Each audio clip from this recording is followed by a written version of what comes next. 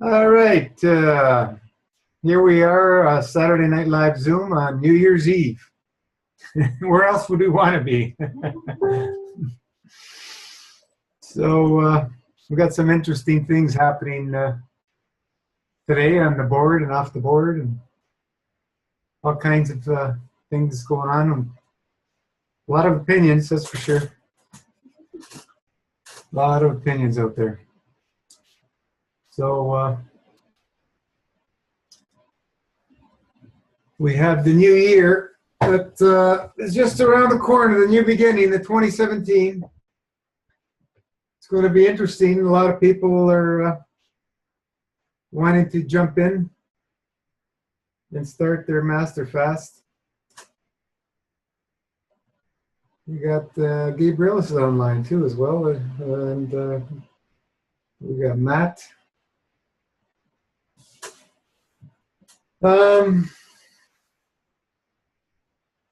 What's 2017 going to bring us? That's going to be real interesting. I hope that more people will focus on their health, because I feel that's one of the main reasons the planet is in the condition it's in, being destructive. You know, same to same. What's inside, you protrude, you project out of your being, and this is where we see the reflection of the poor Mother Earth in a destructive state.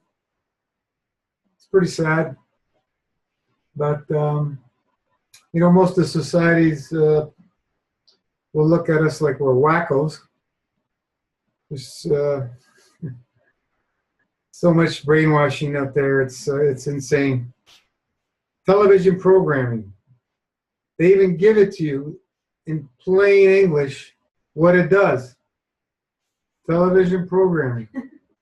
and people are glued to these things day and night, just being programmed. Schools, governments, doctors, lawyers, all the same stuff. So we have to raise our field strength and be the change that we want to see around the world. I got my magic crystal ball here.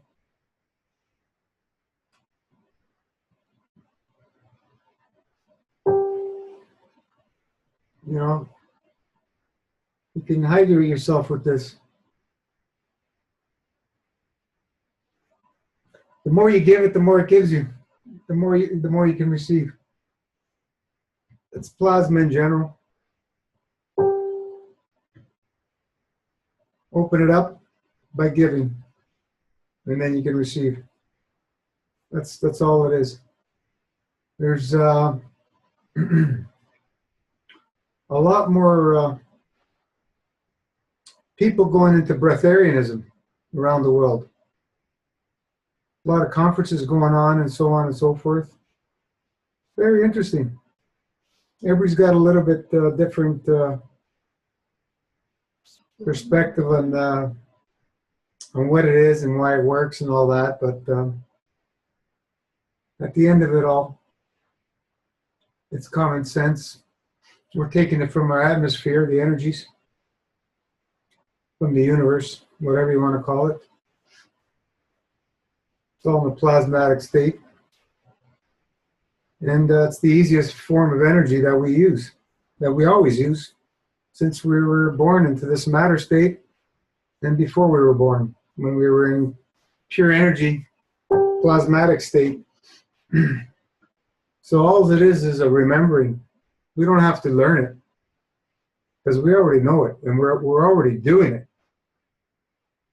When we're not eating, that's what we're doing. We're taking in those energies. When we're eating, we're depleting our energy. It's hard for people to believe, but that's what's actually happening. You can see it as soon as you eat. Even fruit, when you start eating too much, it just for a little bit. So it sucks some of our energy. And the heavier you eat, the more energy it sucks. So we got to find a balance. If we're going to eat, we got to be able to control our balance, because really all we're doing, I've talked about it before, we're settling emotion wholeheartedly when we're eating. We think we're settling emotion because it doesn't do that. But it does help people feel grounded because of the weight of the matter. When you don't eat, you're lighter. You know, people feel, they don't feel grounded, they feel more elevated. So they eat to bring them back down.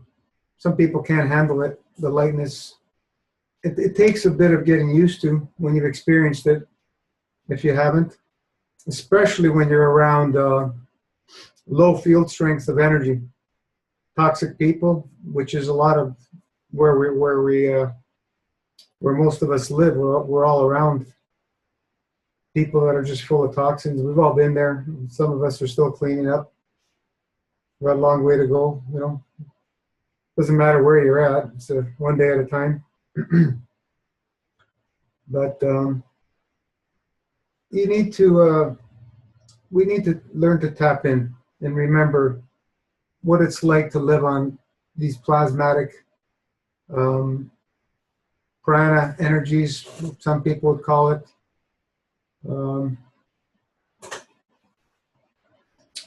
What else the words they use? There's another word, I can't remember what the... Prana, but that's one that... cosmic energy, that's the other one, cosmic. Plasmas, these are all words and names. They really don't mean anything, but it's a way we can understand what's happening. So blessings to all on this New Year's Eve. It's going to be interesting another year, man. These years are flying by. Oh boy, are they flying by. It's like weeks are going by, the years now. It's just speeding up like no tomorrow. So we keep plugging away. We're getting quite a few people doing the master fast. It's very nice to see. A lot of miracles happening all the time. Wonderful, beautiful. People transforming their lives, taking charge of their lives. Once you gain that and a little bit of extra knowledge, you don't need anybody else. You can do it yourself. You know, we can learn to tap in and understand what's happening. Healing is not difficult when you move out of the way. Get the mind out of the way. That's what we're trying to teach with Master Fast. The less we do, the more efficient the body has access to healing. Access direct to the blueprint. Perfect blueprint we all have. And that's why dry fasting is as vast as the stars. There's no limit what can happen on these dry fasts. And this is where we need to focus and be prudent and be wise. But, you know, repetition is the mother of skill. You need to keep it part of your life. Keep practicing, keep practicing, keep practicing. Never let it go no matter what. It's your setback, your reset. And when we want to dig in these very deep levels and achieve very extraordinary levels of healing, this is where we need to tap into. So one of the big keys, you know, is we got to clean that GI tract. I keep saying it over, but this is such an important thing where most people are missing out there. You know, a lot of these raw foodists, I was one of them, You know, raw is law, raw, raw, raw. I juiced for many years, many years. And because I went into the raw foods and it did me so good, I was blinded to everything else, like most of us. You know, just chugging away on raw juices and raw foods, ignoring everything else.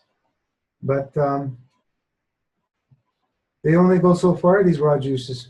Wow. What a wake-up call. Big wake-up call to find out that the cooked juice has way more power. Like, even though I experienced it in 1990 on my dry fast, on my first juice fast. I had the gallon there. I even have the gallon still that I bought the juice. I saved them all because they were nice gallons. They were, used to buy them in gallons for $10. Pure Concord grape juice. Amazing stuff. Amazing stuff. We were at a farmer's market earlier, and there was a farm that still had fresh Concord grapes. We're in December. They go, yeah, they're kind of going bad now, but they're still around. I'm going, wow, unreal. We didn't have the cold this year, but still, we've had snow and everything else. And they still have Concord grape juice for sale. Grapes, actual grapes. And they had some juice and stuff. Amazing stuff. So it's amazing, amazing. Start using some plasma energy and stuff, we'll be able to go through the winter. Because they were doing some tests in China with some plants, and they were growing in the winter. Amazing stuff. But as we keep master fasting, dry fasting part of our lives, we'll notice that we go back to eating. We start getting these weird cravings. We go back, we fall down a bit, start feeling sluggish, tired again because you're eating things that you shouldn't eat. And then you get on a fast again, everything clears up, and then we do it again. And then we repeat, and we do it again until I don't want to hurt myself anymore. So then we stayed more focused on mostly raw. When we're eating, I feel that, you know, being on the raw mostly is going to benefit you, and being on the fruit the most. Yeah, getting into the salads and raw soups is fine. But if you keep the most of the focus on the raw, it's easier to stay on raw. Once you start going into the cooked, you want more cooked. It's so addictive. It's because of now we understand, it's because of the high energy packets. It's very addictive, that energy. So easy to digest and assimilate, but the problem is the residues. Leave so much residues, especially the vegetables and anything else below that. The fruits, even cooked, they're good cleaners. They're even, I don't know if we actually cook some fruit, like whole fruit, and eat it, and what that'll do. We're taking in the fiber. I don't know. It'll be interesting to do some tests that way, but the juices are powerful, man. Way more power than anything else I've tried. It's amazing. And everybody else who's been on it, we're getting, you know, run of people, especially for New Year's, where I think we're going to have quite a few people jumping on board on the Master Fast. I'll talk about a little interesting dry fast I had. I started on not this Tuesday, but the Tuesday before, which is my usual days. I start my I start my dry fast. I do 48 hours pretty much every week. So I got onto it, and because it's a season change, I go as long as I can now. 5 days would be absolute minimum. So this time I started with the tinctures right from the first day. And being me, I said to myself, what will happen if I take full dose of tinctures instead of half a dose? So I did the full dose. And I even did a couple extra doses a few days. And it was the 6th day, it was in the evening, I did my doses a bit extra, and then I did a dose of the herbal wine. And I got a little bit of the feeling of the alcohol, and went to bed. I don't remember what time it was, 4 or 5 in the morning. I got up, and the whole room was spinning 100 miles an hour. I had bad vertigo. I mentioned this in the post. I was doing a few weeks earlier a very strong herb, which gave me the runs for several days. And I went to my jiu-jitsu class on the last day, and I had a fall. I didn't hit my head, but it was a hard fall. And I got an instant headache, and I didn't really think anything about it at the time. And I never get headaches. So I finished the class, and my head's pounding. I'm going, what's going on? Go to sleep, my head's pounding. Wake up, my head's still pounding. Weird feeling. A little bit of dizziness. I'm going, what's going on? And then, sure enough, I didn't go get it checked, but it was a concussion because it lasted a good couple of weeks. And I was eating back then. After the concussion, actually, I did my 2-day dry. And then I broke it and went into my eating. But the concussion kind of went away, and I felt like it was gone. Went to another jiu-jitsu class, and I found out it wasn't gone. So it wasn't as bad. It was just a pressure and a little bit of the vertigo. So as I was doing this fast that I was talking about earlier, this dry fast, I got into the 6th day, doing all the tinctures at double the dose what I recommend on a dry fast, which is a regular dose for when we're on the master fast. But on dry fast, I suggest half a dose. We just want the energy of the plants. And I'll explain to you why.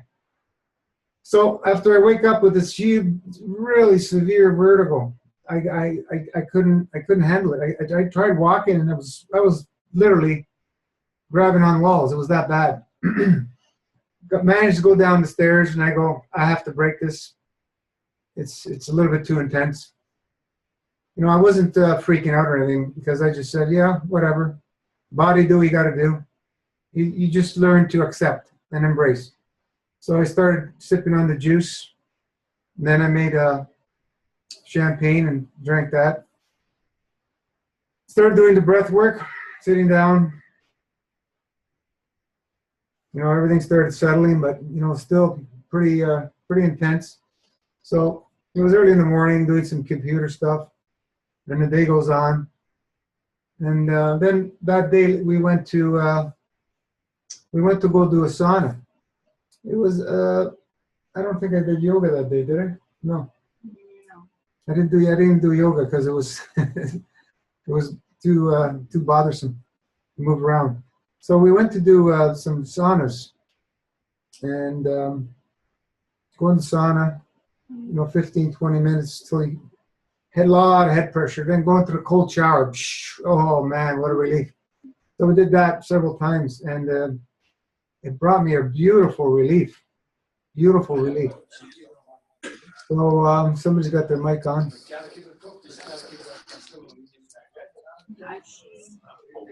Can you get your mic?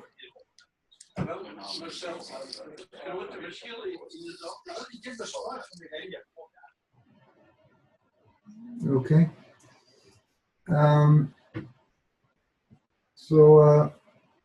Yeah, the sauna. Yeah, we're doing the sauna, going in and out, and the cold shower back, and going cold shower back. Go for a quick dip in the chlorine pool. Everybody's probably going, chlorine. Yeah, change it with your state. Don't worry about these things. Your plasma. You can do anything. You believe it, everything's possible. If you're going to concentrate on the chlorine in the pool, it's going to affect you. So the next day I brought some GANs with me and threw it in the pool.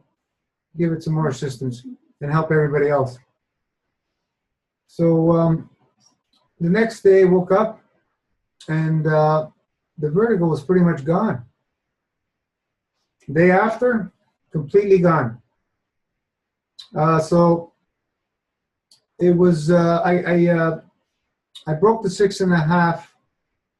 I ate for 2 days, rehydrated and ate for 2 days, and then I went back on the dry fast. So the vertigo was completely gone. And I just broke it was today, starting my 5th day, so I just broke it. Another 4 days and something I just did.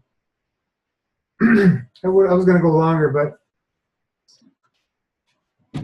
I'll start again. So I'm just trying to show you that I had a concussion many years ago from a car accident. And like I said, I don't get headaches. It's been many, many years. When you go into these deep levels, like I had a major problem that I got in my head area from going on that high-fat raw vegan stunt, and had problems draining everything here. That's why I destroyed my teeth and all my hair fell out, and my eyesight went. You know, all this area is a big problem for a lot of people to drain. Once you get a drain, you see the healing magic starts happening.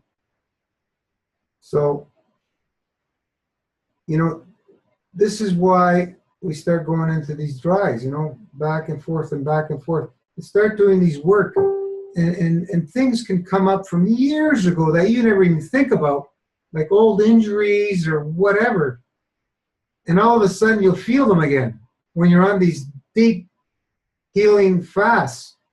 Because what the body's doing is it's actually repairing it to the blueprint, because it never was able to do that in the times when you actually had these accidents or whatever, or illnesses, because you weren't fasting. The body's miraculous. Doesn't matter how many years later. When you give it the chance, you put the terrain in the right condition, and you stop the digestion, the body goes to that blueprint. Not in the order that you think you need, that we need. It'll do it in the order that's most important. And that's the layers of the onion that get peeled as you go deeper and deeper and deeper till you get to the center where there's nothing. And that's where you hit your emotions. And that's where everything starts. So this is the beautiful, miraculous things that can heal on these fasts. It's just, everything's possible, folks. Everything is possible. The stuff I'm seeing from people is amazing. Little miracles happening all the time. It's a beautiful thing to watch. You know, today I had an interesting comment on one of my YouTube videos. You know, the guy's telling me how horrible I look with my gray hair and it's not working for me, and I posted it. It was funny reading it. So I blessed them, and tell them like everybody's got assholes are like opinions. Everybody's got one. Some of you people have 2 or 3. You must have at least 4 or 5. And then he responded again saying, "Oh, I'm a biochemist, blah, blah, blah, blah." I'm going, buddy, I've been there, whatever. You know, you don't know what I've done. You don't know who I am. You don't know what I'm doing. And then he responded again saying, "No, man, it's not working for you." So, whatever, yeah. It's okay. It's fine. You know, you take these things with humility. That's, I know what I did to myself. I destroyed myself. And by doing that, now I know how to help people. For the people who don't appreciate and want to ridicule and judge, God bless them, we elevate their souls. You don't have any understanding of what we're achieving on this cleanse. What have I achieved? I've come a long way myself. You should have seen my state when I came off of that high fat. I almost killed myself. It was bad. It was a very bad condition. Very bad.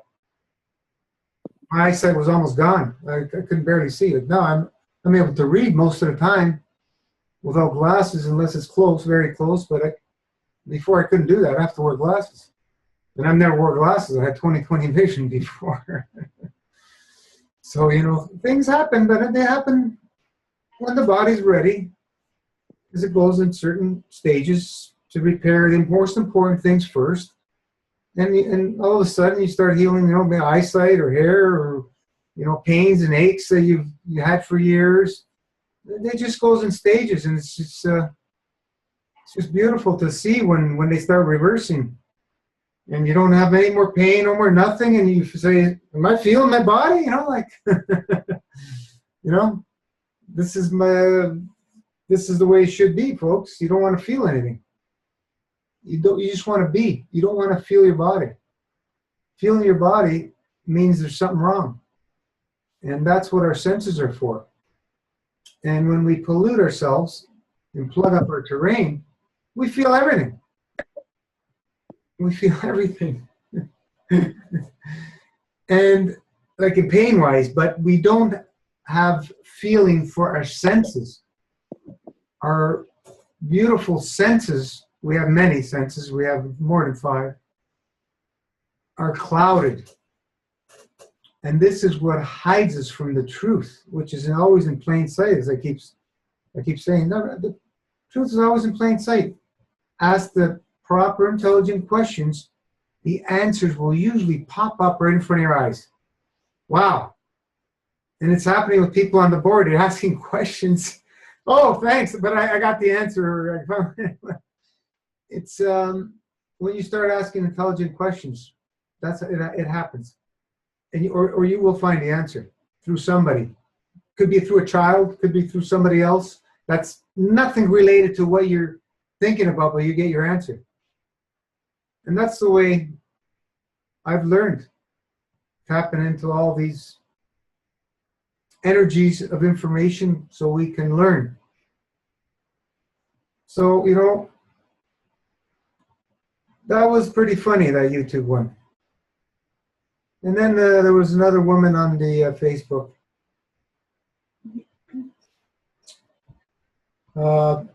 lecturing us on water fasting.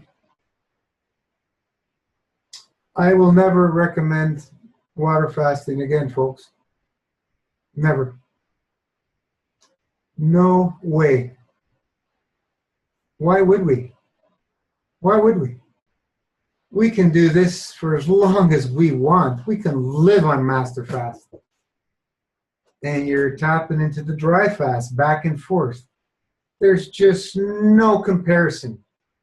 0% people have kidney filtrations on water fast. It's too stressful on the body. Way too stressful. It's a man-made concoction. It's not found in nature.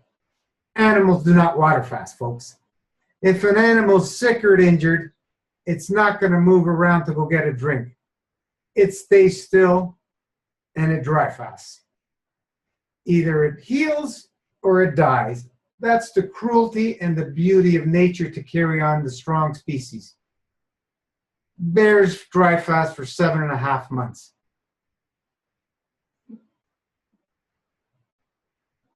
These are facts. People can argue. People actually believe that us humans will die with 3 or 4 days of no food and water. Now, how ridiculous is that?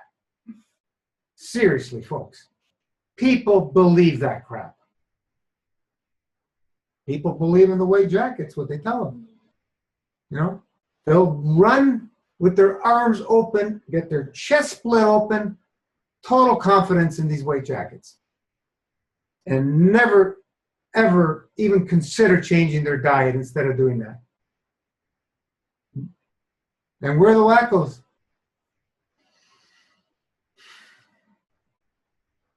So it's challenging to be health conscious out there these days.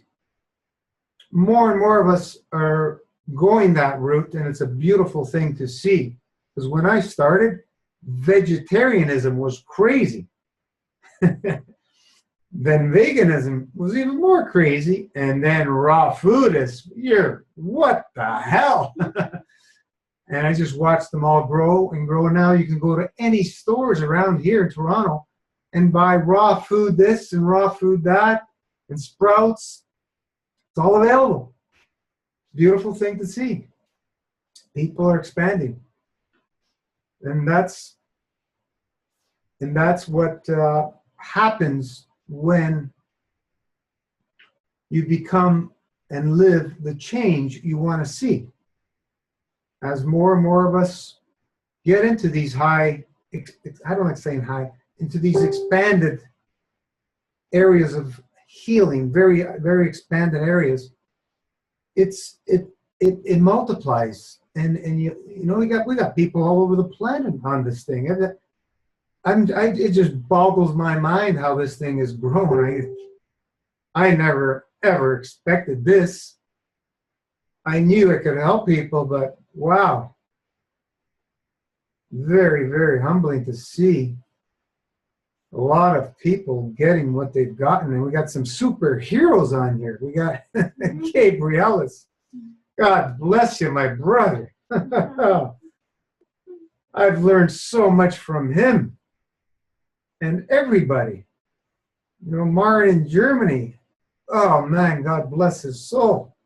The poor guy, what he had to go through, what he had to endure, what he's teaching us. Oh man. Whoa, whoa, whoa.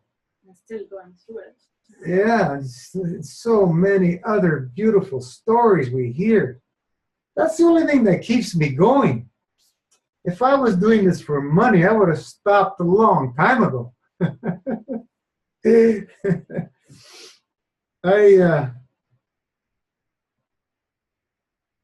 I don't care about much anymore. Matter doesn't satisfy me anymore. Yes, we need money, folks, and it saddens me when I really see people and hear them say they can't afford Master Fast. They're really that blinded. Like, yeah, there probably is few that can't put out the money all at once, and there probably is a few that really can't afford it. They're probably living on rice and potatoes because that's all they can afford. Rice and potatoes, you can pretty much live on peanuts anywhere on the planet, which is sad. You know, as I'm seeing what's happening, you know, I'm seeing it, I'm envisioning it expanding, that we can help these people in the near future, I hope, that really can't afford it. You know, support them with some herbs and stuff. You know, I wish I can give everybody free herbs. I'm doing the best I can. We got I say it all, total confidence, we got the best herbs out there on the planet. The only way you're going to be better, you make them yourself, folks. If you make them yourself, they'll be better. You have your energy in them. Guaranteed they'll be better.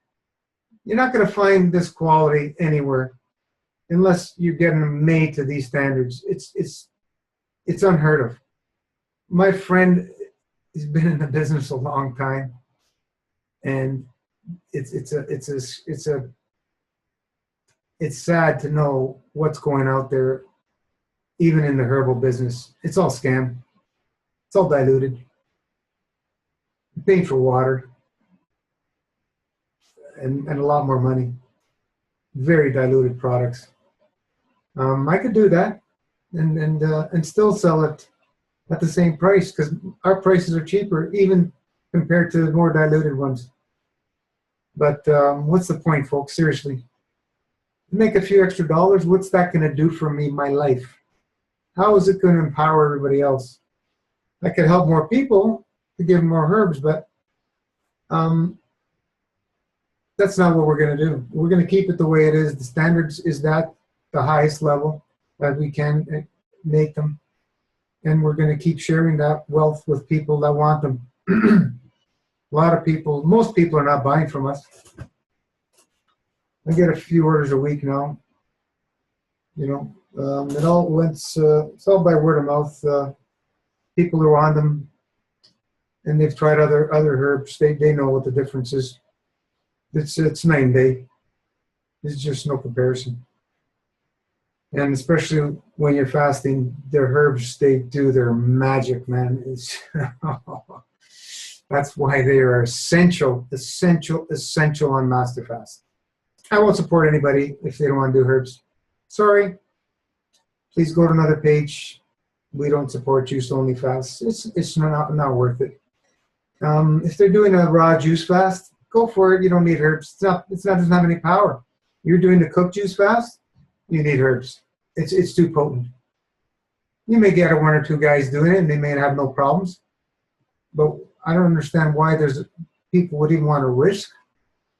It's such cheap insurance, and your effectiveness of the fast is going to be multiplied when you're doing the herbs. I've seen it over and over. The herbs make it so much easier and so much better. And the healing is at much deeper levels. And when you go back into the dry and back and forth, it's amazing what happens. Amazing.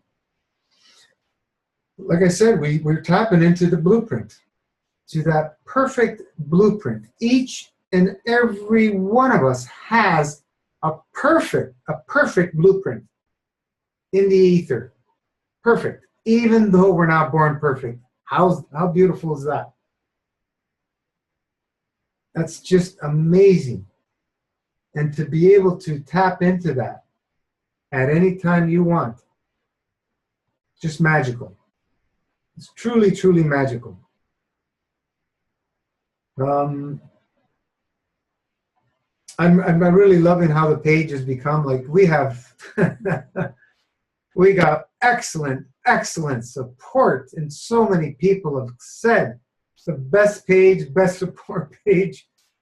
It's amazing, amazing.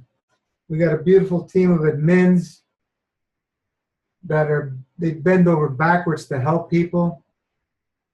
And, we're all doing this freely, folks. Freely.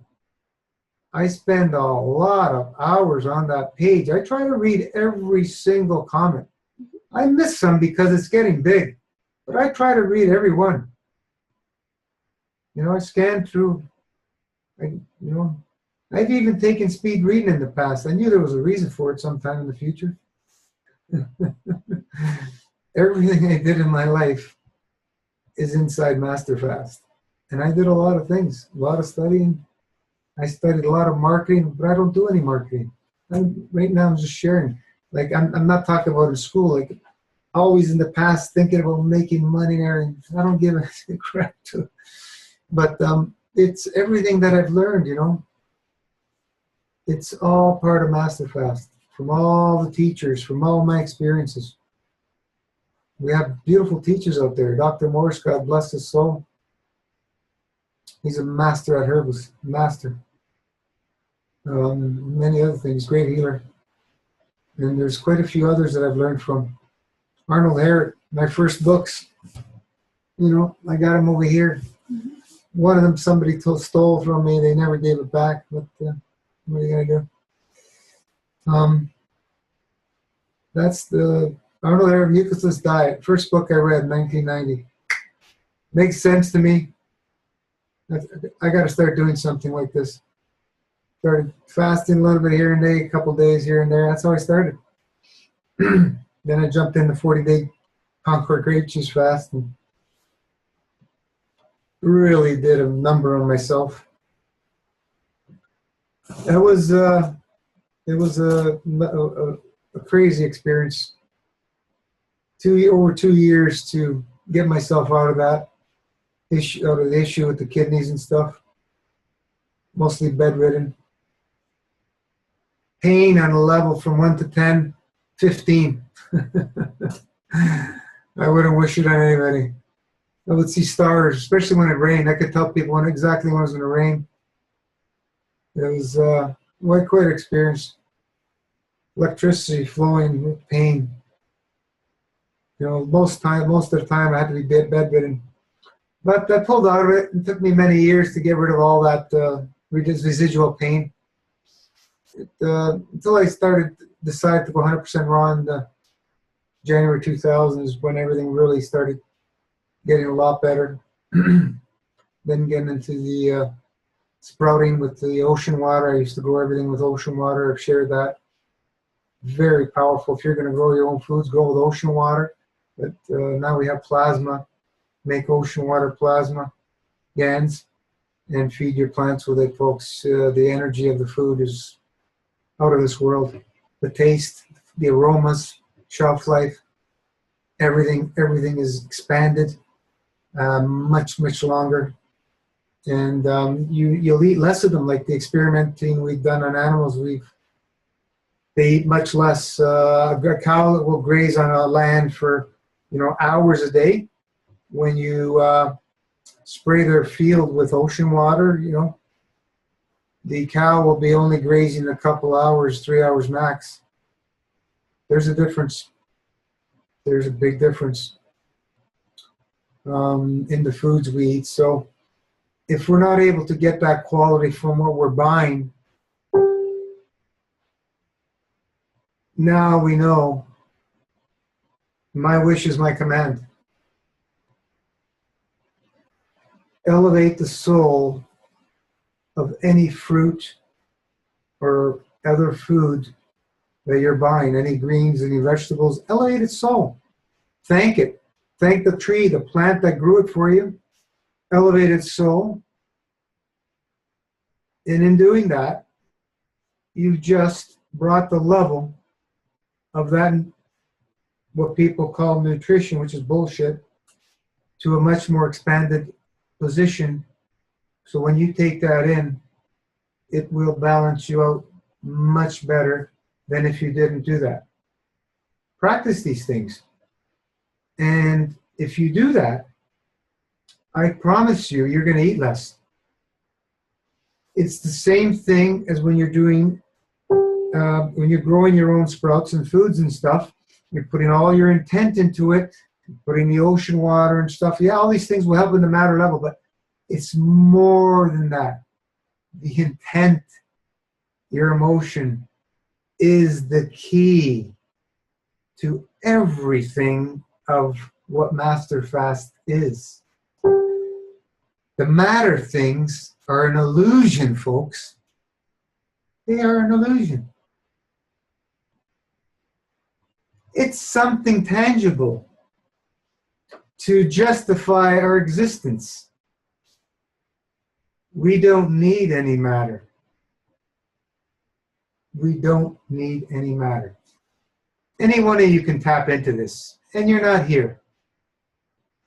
You can watch this video later, and you'll tap into it. You can watch the other video that I have, and you can tap into it. You don't even have to watch the video, and you can tap into it. You see where I'm going, folks? We are the change. We have the power to access the plasma within us.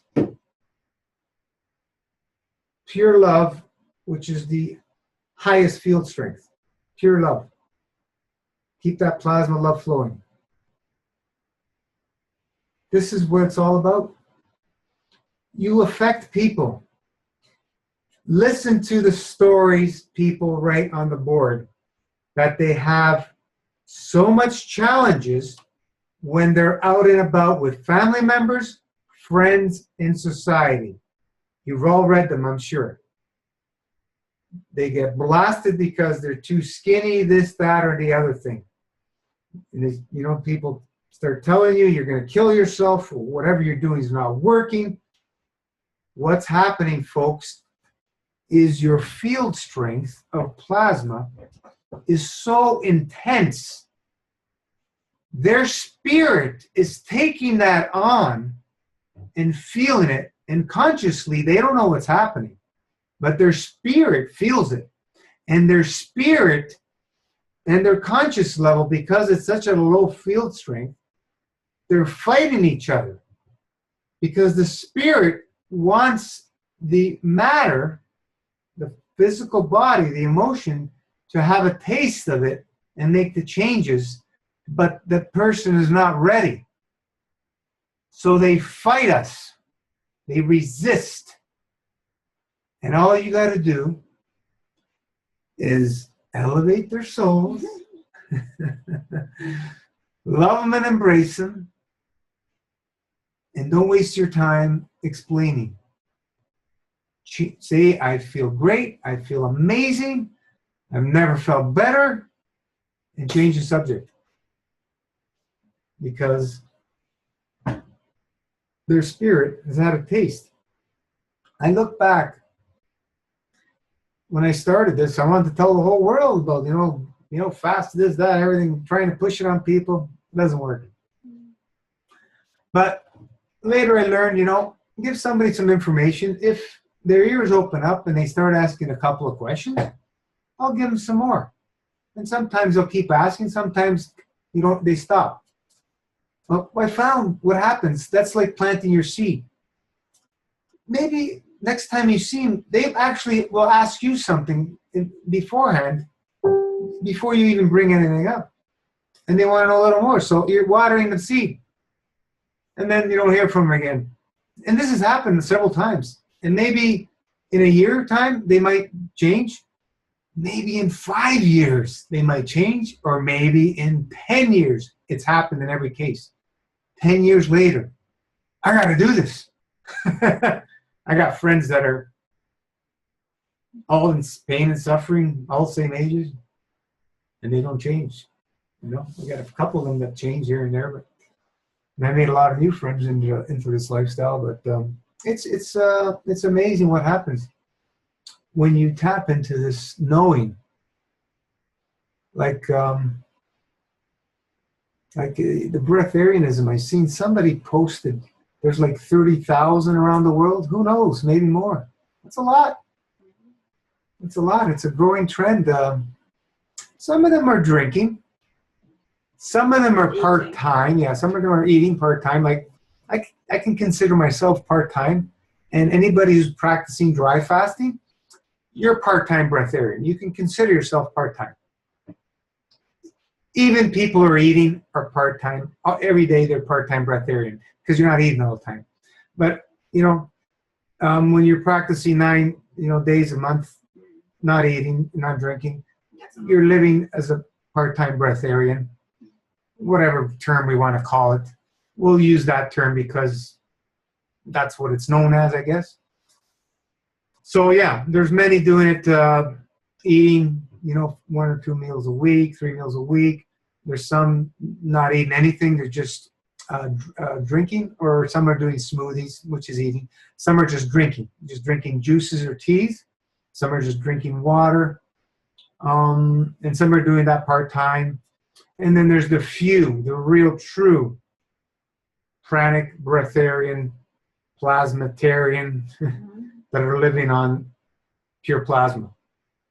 There's few, but there is some. It's amazing. Amazing. Everything's possible. Do we need to be there? No, we don't need to be there. It's always in the back of my mind, and it has been because I've been researching this for many years. It's always been in the back of my mind. And just in the last several years now, because of the dry fasting, it's more and more of a thing where, wow, man, yeah, maybe it is a possibility for me, but it's not something I'm really focusing on. I think it is a possibility, but right now my focus is to keep expanding the dry days per week and keep doing more and more of the master fast and keep doing more and more of the dry and going that route. Gabrielis has been experimenting recently. He's on master fast again with the Cascade dry fasting. It's very powerful. It's all in Phil Knob's book. That's basically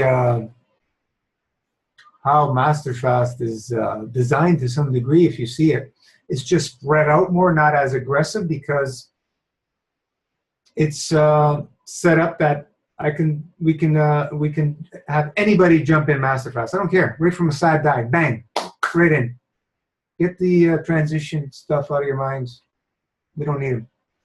If we see somebody so toxic, we back off, put them on some green juices for a week or two, then we get back in. We don't start them on green juices unless they just really don't want to do it, and then they'll go on the green juices. But honestly, it's better, I believe. Jump in. Transition is old thinking, in my opinion. How far in the future do we want to put off our health? For me, I want my health now. I don't want it tomorrow. So I'll jump in and endure the healing reactions as much as I can. Very intense. For me to stop a fast from a healing reaction is very rare, which I just did, and I explained on that dry. It was so intense, the vertigo. I said, you know what, I think I'm going to break it. But I was laughing about it, even though I could barely walk. I was actually laughing. You know, I'm going, okay, no big deal. I'll break it this one, because it was just too intense. And it was the right thing to do. It was the right thing to do. Sometimes you just do that. You know, we don't need to be heroes. But understand that these healing reactions is where the deep healing is happening. And you need to understand that to have the faith. And as you practice the dries back and forth, your faith grows a little more each time. You know, we had Thomas. He's not on. He's passed his goal, his longest dry. You know, and last time he was suffering so much on his dry. Didn't he reach 5 days, I think, or something? And now he's breezed through and he's freaking out. He's got so much energy. This is what happens. Sometimes you need to endure those reactions. Have a taste of them and then break your fast, because you're not comfortable, you don't understand, you haven't experienced it. And when you do it next time, when you reach that same point, oh, okay, I'm going to go a little more. That's all it is. That's how it works. And then you reach another point, okay, well, maybe I'm going to break it. And then you repeat. And you reach that point where you broke it. And you go a little more. And every time you do this, eventually you reach these points that you feel are really intense. And all of a sudden you keep pushing. And from really intense, it goes like you have all the energy in the world. That's dry fasting. It's really, it can change so quick. Fasting in general, like being on a master fast, it can change that quick. But I mean in dry fasting, it can be from 1 minute to the other, man. Feeling amazing to feeling horrific, from feeling horrific to feeling amazing. And this is why we need to have that faith. Because our bodies, have more intelligence in healing than every single doctor on this planet put together. By far. You can't even measure it. From here to planet Zeus and back 432 times. At least. So, you know, we're tapping into some beautiful things, folks, and I wouldn't want to be anywhere else than watching people heal. It's beautiful. It's beautiful. You know, I can't wait to make $1 million and then money's extinct. That would be the happiest day for me, because money's enslaved us. Money's enslaved us. Money is the tool of enslavement. Language, laws, patents, copyrights, trademarks, religions. It's, you know, we need to look beyond the matter state. There's the different races and colors. You need to be colorblind, because there is no colors in the universe. We're all one. We're all one from one creation. You can't separate.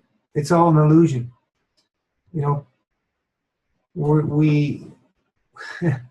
we're all like individual cells in a single bloodstream of one person to make up the whole. And you can't separate if you wanted to.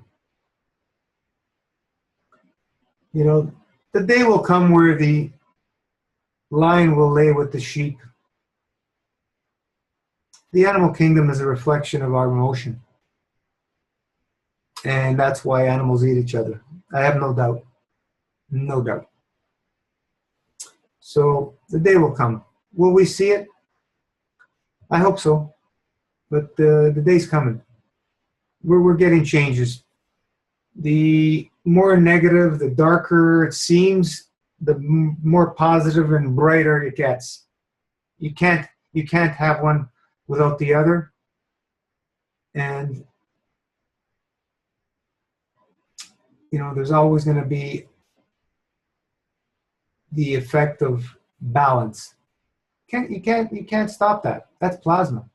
And since the universe is 99.9% plasma, it's always happening for things to balance each other, no matter what.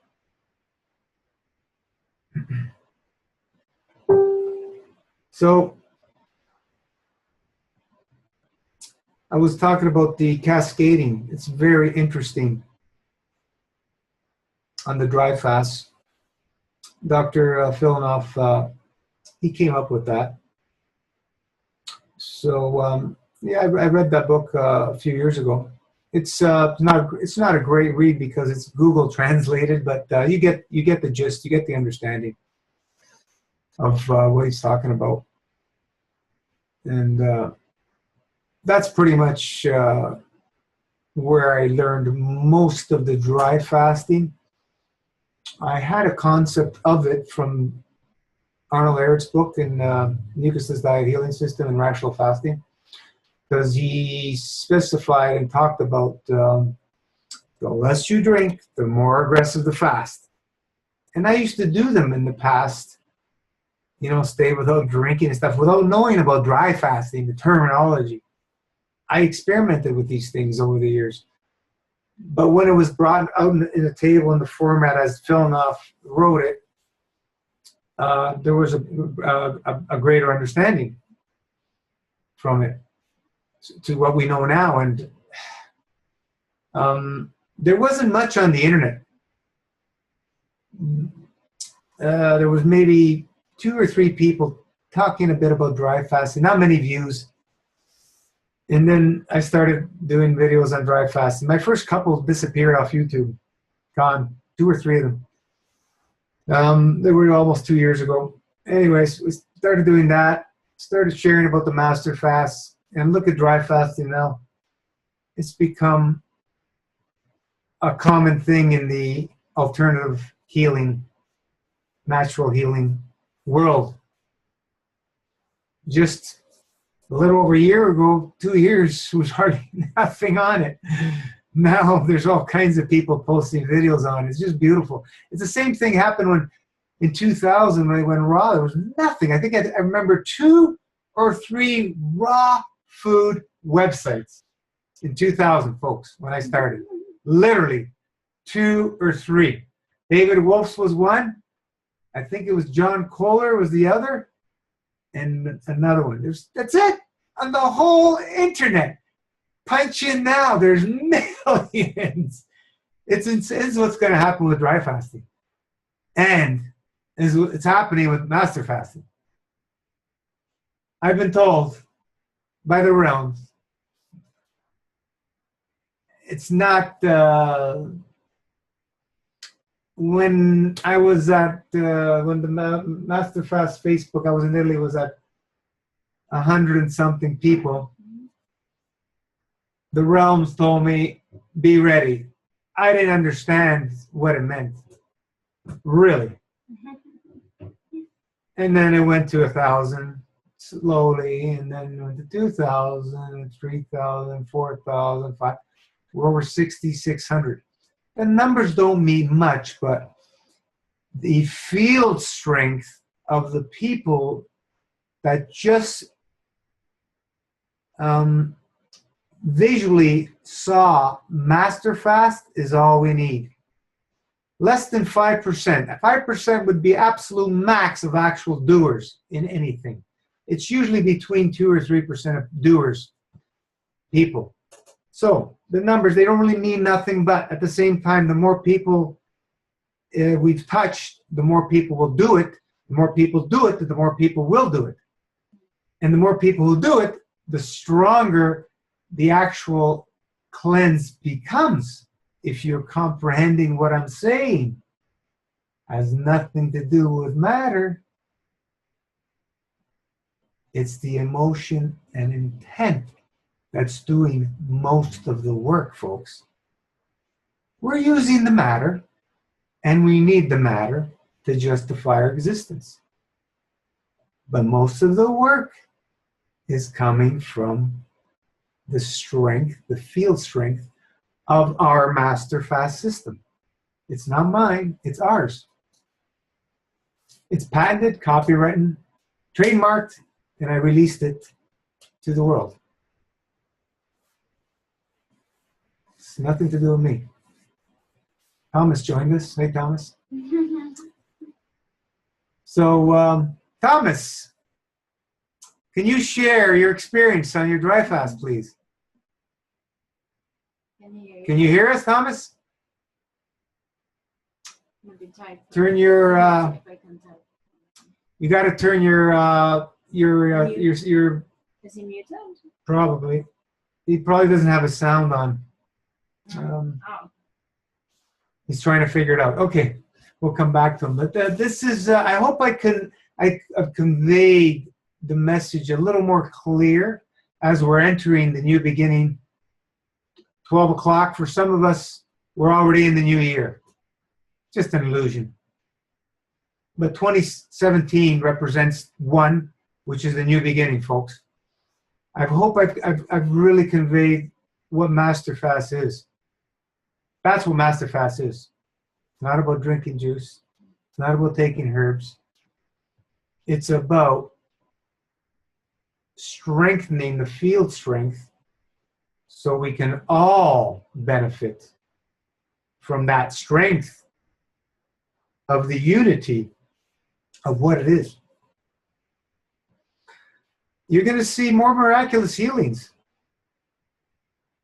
as I've been told. I was ridiculed a lot at the beginning.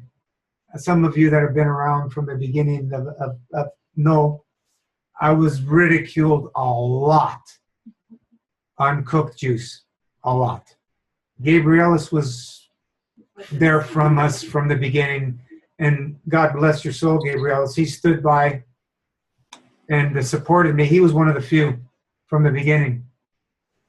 I just kept sharing, and I knew that as people actually jumped in and did it, what the outcome would come, because the message has been clear for me to give to everybody what this is and what it can do for people to allow their bodies to heal. It's not ego, but everybody has ego, so yeah, a little bit of ego, I guess, but it's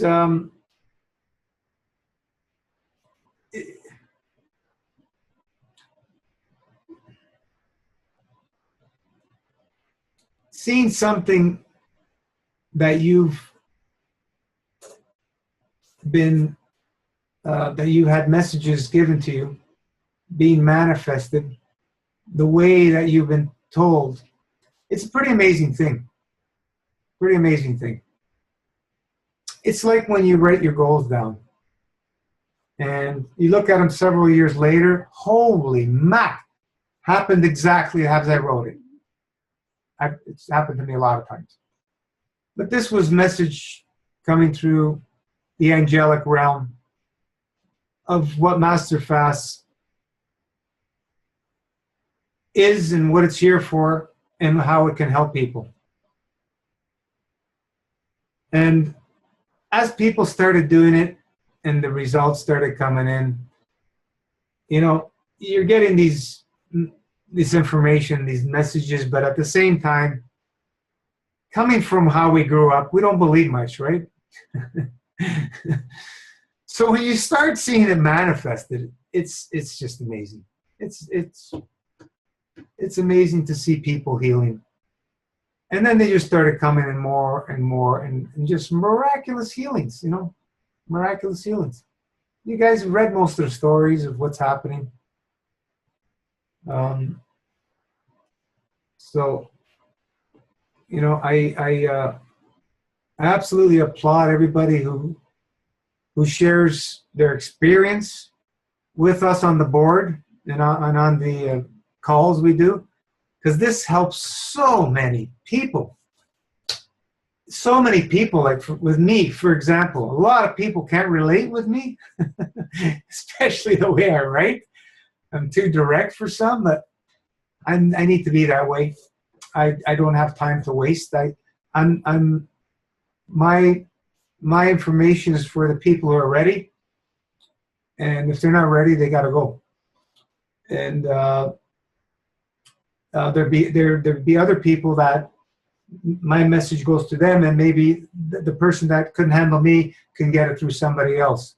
So my purpose is I have to be the way I am because this is the way I am. But I don't mean any ill intent ever. It may sound like it for some people. They get offended by the way I write. But it's only words on a screen. All the intent and emotion is always correct. There's no malice or ill towards anybody. I don't care if they tell me off. I never blocked anybody for telling me off. Other admins have. I haven't, because they usually leave on their own. I've only blocked, I think, 2 or 3 people that were spam. They were just literally spamming on the advertising and stuff. But otherwise, I haven't blocked anybody. I don't need to block anybody because separation is illusion. So yeah, this is what I wanted to share. And Thomas, can you hear us now? If you unmute your mic, we can hear you. You have to unmute. Okay. Oh, yeah, okay. Good, good. Yeah, I have to keep it on mute for the most part because I'm just constantly hawking up stuff over here. So you have to go off screen and spit out every now and then. Are you still dry fasting, brother? Yes, still dry fasting. How many hours? What is it now? Roughly. Yeah, it'll be 144 in 2 hours, 142.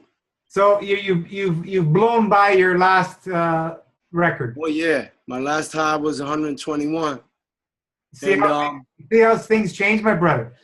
Yeah, I was ready to break like day 3, and after that, getting over that hump and. You gotta push those humps. Yeah, it's amazing. I right now physically, I don't feel like I need a break. I can go another day or 2. Right now, it's all emotions. Right now, emotionally, I want to break it. Physically, I don't have to. I don't feel like I have to. Listen. No. Tap into yourself and push. Tap in and push. Yeah. Use your breath. Use movement. These are keys. Absolute keys on dry fasting. Forget the bullshit we've been taught. You got to rest. You're not gonna succeed in dry fasting. In that old thinking. I pushed them to the limit. I've tested both ways. The other way, you ain't gonna go the distance. I did some yoga today. I'm trying to stay. Yeah, it'll open you up. So when you get up in the morning, you feel like crap. Force yourself. Do the yoga. Breathe. Right. Bang. I used to go on my bike, barely able to move around. Go. Halfway, man. Right on. It's common sense because our lymphatics are energy system. It doesn't move if you don't move. It's not our sewer system. It's bullcrap. Right. Because if our blood system was our energy system, we'd have energy all the time. And the blood system doesn't stop. Yeah. So these are the things that we add to the knowledge from what we've learned and expand. So, it's a beautiful thing, folks. Beautiful thing. It's amazing. Like over the past few days, I've coughed up pounds of stuff. And it's in my first master fast, 38 days, I didn't do that. So it's pretty wild how I'm starting off this one strong like that, Yeah, as you continue fasting, making it part of your life, you do a fast, you break it, then you eat for a while, then you go back, you fast. As you keep going, you keep going into the layers. You keep going into the layers. This is why I really try and inspire people to go 108 days on their first one. Right. Really, because cleaning that frickin' GI tract is so important to be able to tap into the blueprint. Yeah. People don't understand this. People have been eating fruit for 15 years. They can't have, yeah, they're full of shit. We've seen it. They're full of shit, just like all of us. Right. They haven't fasted. And if they've been fasting on raw juices, they're still full of shit. Right. It doesn't do what we're doing. As most of us have experienced. Some people are more full of shit than others. Yeah, but we're all full of shit. It doesn't matter. It's mind-boggling that 100 days go by and you're still shitting.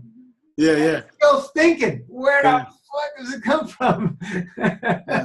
It's amazing. It's amazing. I'm so excited. So excited. I can't wait to get on the juice. Brother, push as long as you can go until your emotions say, okay. Or, if you can't breathe, you're having trouble breathing, break it and break it slowly. Right. Slowly. That's going to be the test right there for me. Now, you need to break it slowly.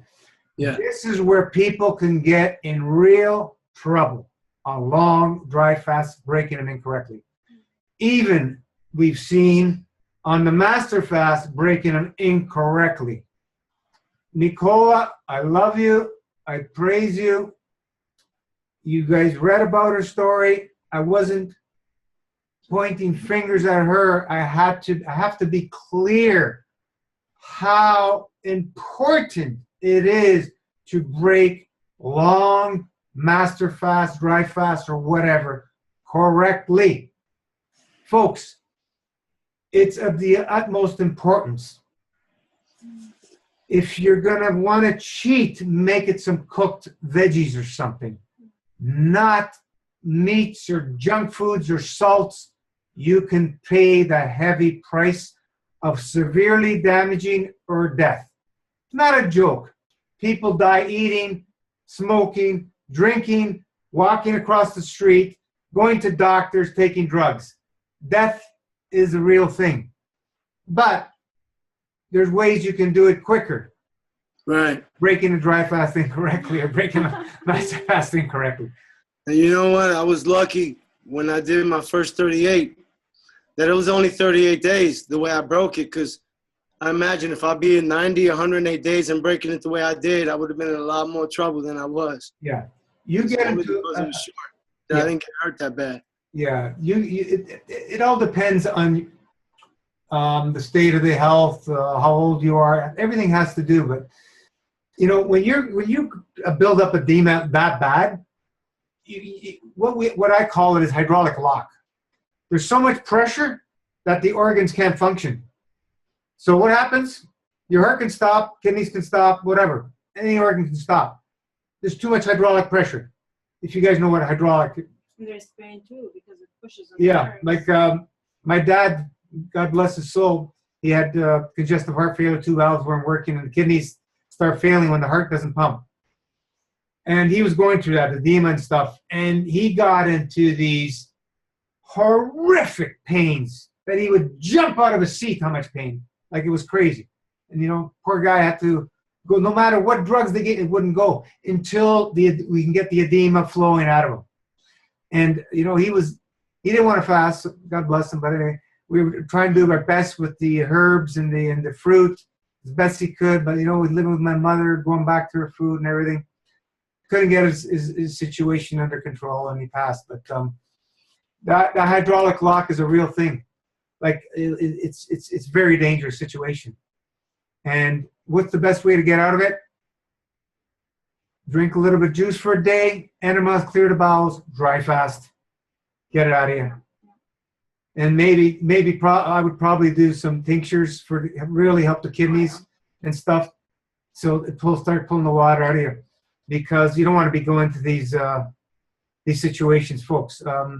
If you guys are planning on breaking the fasting correctly, please don't do the master fast. Please don't do dry fasting. Continue what you've been doing in your life and just do a slow death like you were planning, because I don't want to deal with people like that. Everybody has their own free will to do everything, but that's why I emphasize, and I will not support people that do not do the system complete. I don't want to deal with it. No reason to risk with what we know, with all the beautiful support we have with herbs and all the knowledge we've obtained. There's no reason to cheap out on your health. And the funny thing is, it's cheaper than eating day to day for most people, depending where you're on the world, doing a master fast. People tell me no, they're bullshitting. So many people told me how much money they saved on being on the fast for 3 months on food. I know what I spend, so, whatever. But it's utmost important. I can't stress it enough how important it is to break a fast. I've done them wrong in the past. When you're younger and stuff, you can handle it a bit, but believe me, you can always pay the price. The other issue you have to think about, especially once you've done a long one, a 40 days plus and everything, your GI tract has got some cleansiness, some cleaner tissue in there. So you're bringing in these strong acids of whatever it is, salts or meats or proteins or even whatever, hard to digest, chemical, whatever. And they get into that digestive system, man. They're doing a lot of damage because when you have that mucoid plaque going through your GI tract, the reason it's there is a layer of protection. If you think about when you're a baby and your mother's breastfeeding you, and then she starts feeding you, and then she starts feeding you foods that we're not meant to eat, that are not species specific, a little bit at a time, immediately the body starts building this line of protection. Because the whole GI tract, all the linings, all the villi does not want to get burned by these foods entering, these acids or whatever category you want to put them in.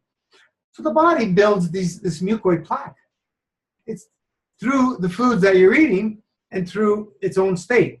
And layer by layer keeps building these layers of protection because we keep eating all these foods that we're not supposed to eat. And it gets to a very thick layer. It's interstitial. It's stuck within the wall.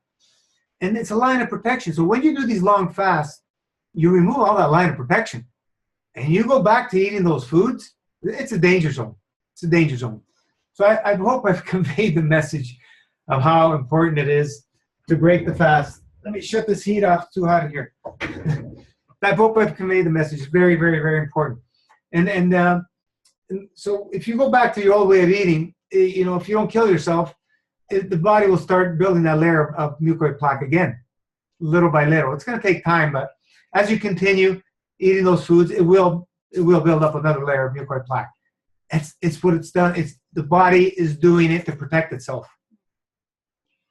One thing I like to add also for breaking the dry fast, I find if you go quickly to cooked food, you will be addicted to cooked food very quickly, and you're not going to crave the fruit and the vegetables like the raw food. I really suggest that you stick to clean as much as you can, especially when you break, because you will crave when you start eating. You're gonna crave food, and so at least make good choices.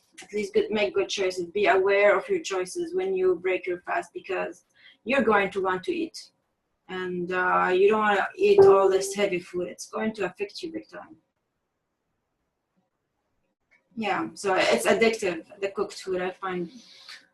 Yeah, it's very addictive, cooked food. Salty. It's very interesting. Why cooked food is so much more addictive? We understand it. It's the high field strengths, folks. It's very addictive, that energy. It's a different energy than raw foods. So definitely don't break it with cooked food. Yeah. The more you go to, the more you'll want to eat. I don't know if anybody who's broken a long fast, it's okay, you've done your whatever, 40, 60, 108 days, then you start eating. The day you start eating, you're not hungry. You start eating. As soon as you start eating, there's cravings start happening.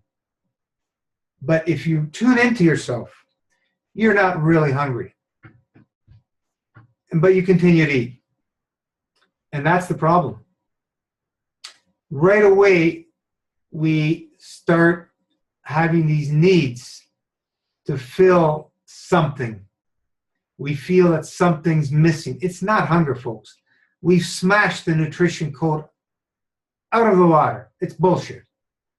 Otherwise, your nails, your hair, your skin, and everything else cannot get better on Master Fast.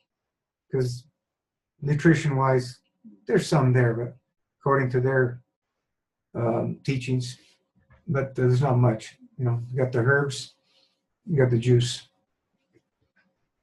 All the miraculous healing comes from nothing, because that's where everything is, the source of within. So, you know, you start eating and eating and eating, and you don't even know why you're eating. And then, oh, what'll happen if I eat some cooked food again? Things like this, these thoughts start going through your mind. That happened to all of us. We're all the same. You know, all these stupid things start going through your head. And these are all stuck old emotions. And if we feed them, they grow. If you not resist them, but if you embrace them and ask, you know, am I really hungry for that? Do I really need that? Do I really need to feel the effects of that food tomorrow? Start asking yourself these questions, and you're going to probably go, no. The more you do that, the more it's going to be easier to say no and no. That's what happened to me when I did raw for over 9 years. No, no, no, no, no. It was so easy saying no. But once you start eating cooked? Yeah, once you get back to the cooked, it wants to pull you back. It wants to pull you back. You know, if they didn't leave the residues they would leave, it wouldn't be so bad. But it's a problem. There's too much obstructions they leave. So, you know, we can make broths and stuff if you want to go to that route. But you can make the raw soups and stuff. They're wonderful if you do the proper ingredients. Also, when you break these long fasts or, you know, any fast, you should stay away from the stimulant stuff like onions and garlic. They really irritate the GI tract. If you want those flavors, you can use like the onion greens, just the green part, or the garlic greens, but don't use the bulbs if you like those flavors. They're too strong. When I went into the raw food thing, it was either the 3rd or 4th year, I couldn't tolerate onions and garlic anymore. They would completely destroy me for a couple of days if I had even a little bit. And I just stopped eating them. So, you know, stay away from those things, any stimulants, coffee, chocolate, salts. These will only add to your body wanting to build mucoid plaque again to protect itself in the GI tract. That's how it works. You consider dehydrated foods cooked and dehydrated cooked? No. But you don't want to go that route consistently. If you want to indulge in those once a week, no big deal. Don't make them a staple like every day. They're addictive as well. Even though they're not cooked, something about when you dehydrate them, the taste, the flavors are intensified, and we get addicted to those intense flavors instead of the subtle, beautiful flavors of the fresh fruits and vegetables on their own. And definitely harder to digest. Yeah, it's definitely harder. Occasionally, they're no big deal, guys. You know, like I said, once you clean your GI tract, you asked earlier today about raw juices and blending. Not an issue once in a while. No big deal. A smoothie or juice once or twice a week, not a problem. When you're all full of shit, I don't recommend it. It just ferments. Ask anybody who goes from sad diet to raw foods and, you know, mainly fruit. They're fermenting. They're blowing up. It's like I explained it before. Get a 5-gallon pail of shit, 18, 20 liters. and start pouring some juice in there and some herbs. It starts fermenting, man. It's not the way to do it. It's not the way to do it. You know, if you're going to eat fruit, eat it. Forget about juicing it. But occasionally, no big deal. I'll still do a smoothie or juice very occasionally. You know, but how much easier do we want to make it, folks? Let's look at it this way. As a raw foodist, raw is law. I got to do my 60-day grape juice fast. You got to go out to the store, buy all your grapes. You got to wash them. You got to juice them every day. Got to clean the juicer every day. Who the hell wants to do that? We got it so easy. Buy a bottle, drink it, add your lemon. You know what I mean? A little bit of lemon takes 2 seconds to juice. So there's the other avenue. And there's just no comparison in the power of you completely off cooked foods already? Myself? Yes. No, I indulge in cooked foods. I've been indulging in cooked food for the past few years.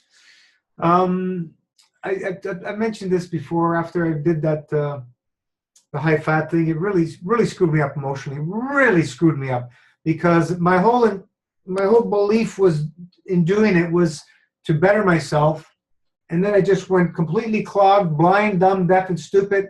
I was numbed out, and I just kept doing it, believing it was all. Believing in the science, believing it was all part of the detox, and then one day it just hit me, almost killed me. My friend died. His heart stopped.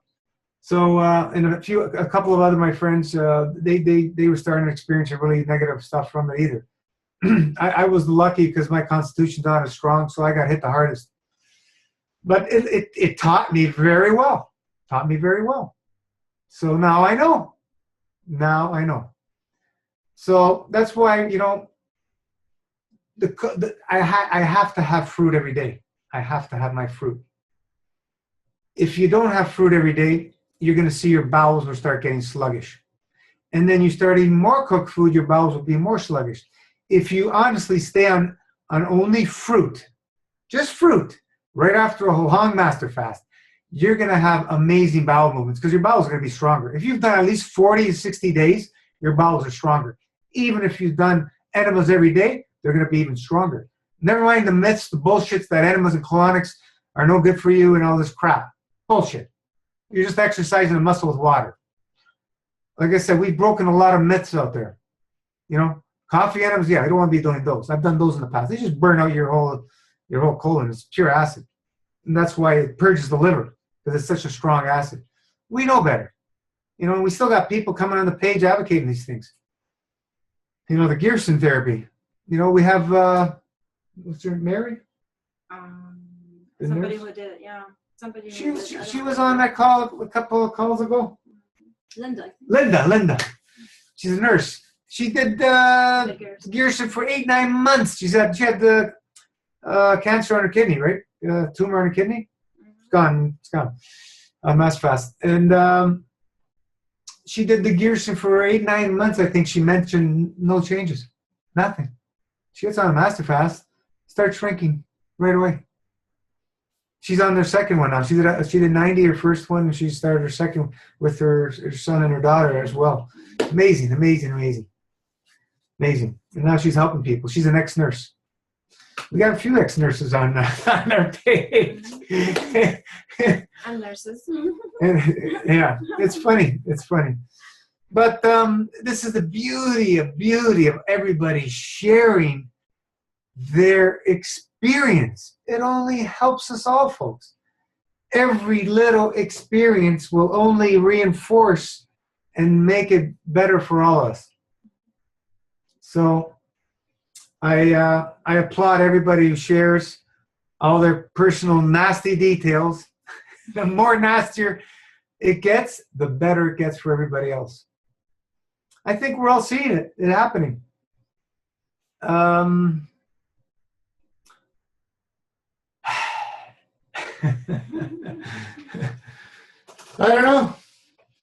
don't know. One thing I can add about the food is the best way I would say is to do whole fruits and vegetables. If you can do raw, it's best. But if you can't, Then cook some vegetables, maybe bake sweet potatoes or beets, or steam some vegetables. But I would go to whole fruits and vegetables. I wouldn't do the dehydrator thing or the Vitamix. It's really not necessary. Just think about, the way God gave us the food, nature. We were not given blender or dehydrator. Video meeting on phone. Out of the Video meeting.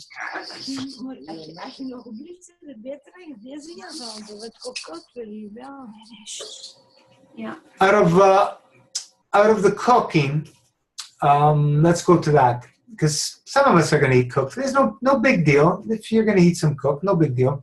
But we're just giving you the best options for when we're cleansing. We're using all cooked. For when we're eating, we want to stay mostly or all raw. If you understand the difference, dry fasting is a cooked experience. We're using heat and acid, the most expanded form of healing.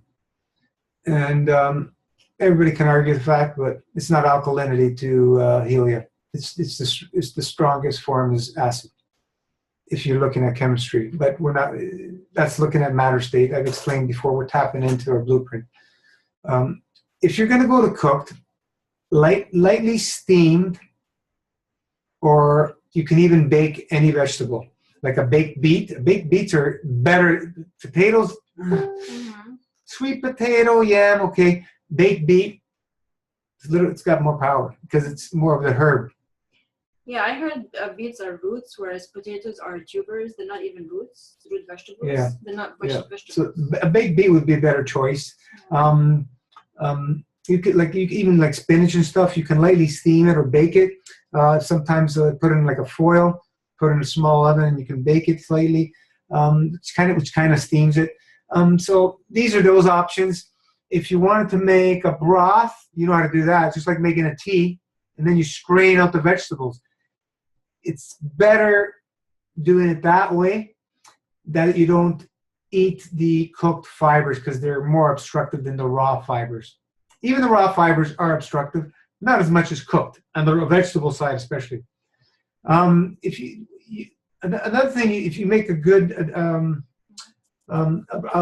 good cooked broth, vegetable broth, what you can do is you can use the base, the water, and then you can blend that water with raw vegetables.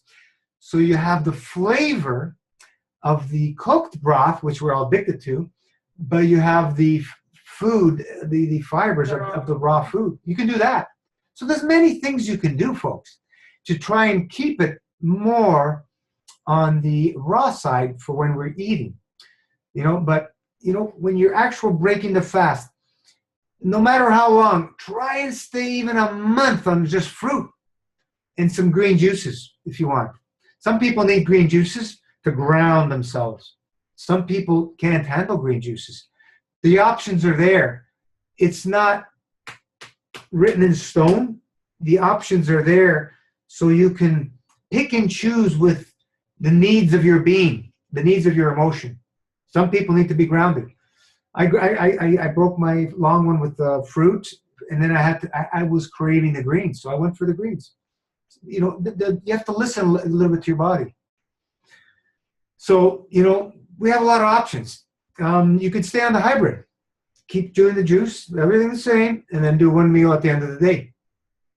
Once you've done a long fast, you can lay off the herbs, unless you still have a lot of issues, which you should still be on the master fast. Keep going.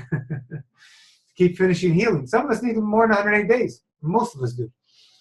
So, break your fast, get on the fruit. Try and stay mono. Eat mono as much as you can. You melon, fill yourself up that you can't eat no more. Whatever. And keep it simple. Keep it simple. And then wait. If you still want to eat, wait till a good, half hour to an hour probably after you're breaking a fast, because it takes a little bit of time for some of us for the digestion fire to click on. Some of us actually it picks up right away. Some of us might take us a month, 2 months for the digestion fire to turn on. Don't let it discourage you. We're all different. We all have different emotions. It doesn't matter. It will turn on again. You know, I hear the bull crap saying of people, oh, it weakens your digestion. They don't understand what fasting is all about. You fast for 108 days, minimum 108 days, you're still healing when you're breaking your fast properly. Minimum. So you have a 6-month window of a lot of healing with 108 days fast, 7 months. Minimum, folks. That's why it's so important to stay on a good, clean diet when breaking these long fasts. I cannot emphasize it enough. So those are all the options. Like once you move away from the vegetable kingdom and the fruit kingdom, you get into the fats. I know there are some fruits that are fat, like durian. I can digest durian pretty good. Avocados, one a month is too much for me. Too much. A durian, I could probably handle one to 3 a month if I really want them. Avocados, I can't too much. Oils, stay away from oils, folks. Nuts and seeds, small handful, really, literally. The nuts are harder to digest than the seeds. So if you want to have them, small amounts with greens would be the best. Arnold Harris used to say that the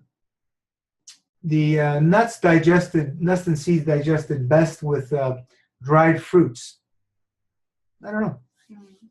That's what his opinion was. Some people say they don't mix well, but that's what his opinion. And I believe there's some validity to it because the guy was a genius for his time. If you've read his book, you'll understand. You should read his book. Well, we have him on our file section, both his books, Ecosys Diet, Healing System, and Rational Fasting by Arnold Ehret. It's they're PDFs. I highly recommend you read them. Very deep knowledge. I don't know how many times I've read them. There's I pick up something every time from his teaching. But the nuts and seeds, be careful, guys. They taste great. You know what happens when you eat too many nuts? You go nuts, right? The saying's correct. So be careful. Don't have them every day. You start having fats every day, you'll plug up your lymph system. Some of us quicker than others because we're all different. For me, I feel it right away. Right away when I start getting into the fats. So I try and stay away from them as much as I can. If you really need comfort, like I said, the baked beet or the other things I've mentioned. Baked carrot, if you want to go there. It won't be too bad. There's some heirloom carrots roaming the stores these days. But what else in the foods? Dairy. Absolute worst. Absolute worst. Right behind the dairy, I'm going to probably put grains. And the meats are not far behind. The reason I put grains up there is because people who eat grains eat them a lot. And they're very dehydrating and very constipating, and they cause inflammation. Some grains more than others. For me, the kamut grain, if you're familiar with that, it's an ancient grain found in the Egyptian pyramids in the 70s. It was extinct, and they brought it back. That grain, for me, is one of the, I feel, absolutely least from all the grains as far as pains. Any other grains I eat, I feel like broken glass in my body the next day. That's me. I'm very sensitive. Kamut is the least for me. Another one that's okay occasionally would be a wild rice, because it's not really a grain, it's a seed. We have tons of it being harvested in northern Ontario and Canada here from the lakes. It's got a beautiful, rich, nutty flavor. And the way I do it, you can either soak it for several days. You keep rinsing the water and it all kind of opens up. And you can eat it. It's kind of crunchy. Or you can soak it at least one day. And then you rinse it out and everything. You put it on the stove. And what I do is I bring the water up to just about when you see it boiling, I shut it off. And then I let it alone for about an hour and it starts opening. And then I do it again. I bring the water up. Oh boy, I do it again. And it just opens right up without actually cooking the hell out of it. And it's addictive. It's another addictive food. Tastes amazing. Wild rice, if you like that. Quinoa is another in the what's the other one? Quinoa and buckwheat. Yeah, they say buckwheat. I don't know if it's really a grain. Some people say it's not. But if you sprout them, it's a little bit easier to digest. And the other one, the millet. Yeah. Those are the few that are on the better side. But honestly, grains, you'll pay the price if you eat grains. You will pay the price. Today we learned about a new grain. I never even heard about it. What was it called? Frisk? There was one grown in Canada. We just seen it at the farmer's market. Have you ever tried Frisk pasta? Frisk, what's that? And then the guy started explaining to us it's an ancient grain from Canada, blah, blah, blah, blah, blah. And he says it's got a nutty flavor. So it's somewhere probably in the neighborhood of Kamut. I've never heard of it before, never seen it before. He says there's only a few farmers in Canada growing it. But grains we're not grainivores. The birds eat grains. We can't process them properly. If you sprout them, they'll be a bit better, but they're still hard. I have a friend of mine, she makes the sprouted Ezekiel bread. Tastes amazing. Very heavy. I was eating a lot of that for a while. It's very heavy. If you have that occasionally, it's sprouted. It's okay, but when you're doing these sprouted things, there's always going to be seeds you don't sprout, and they're mixed in there. So you're getting the seeds within you that are not sprouted, and that's the issue. When they're sprouted, it's converted. It's not a seed no more, right? It's a plant form, and that's why it's easier to digest and so on and so forth. Because once it's sprouted, it's changed. The matter is opened up, and it's a different life form.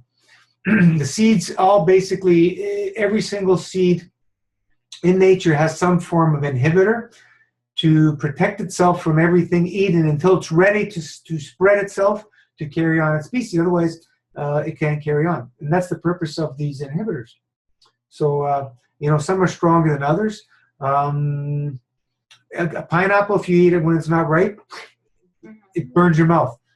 Persimmon, very astringent. You can't eat them. Another example. All fruits in general. Yeah, most of the fruit, they don't taste well. I mean, in seeds. What's the fava bean? Fava bean is very toxic if you don't cook it.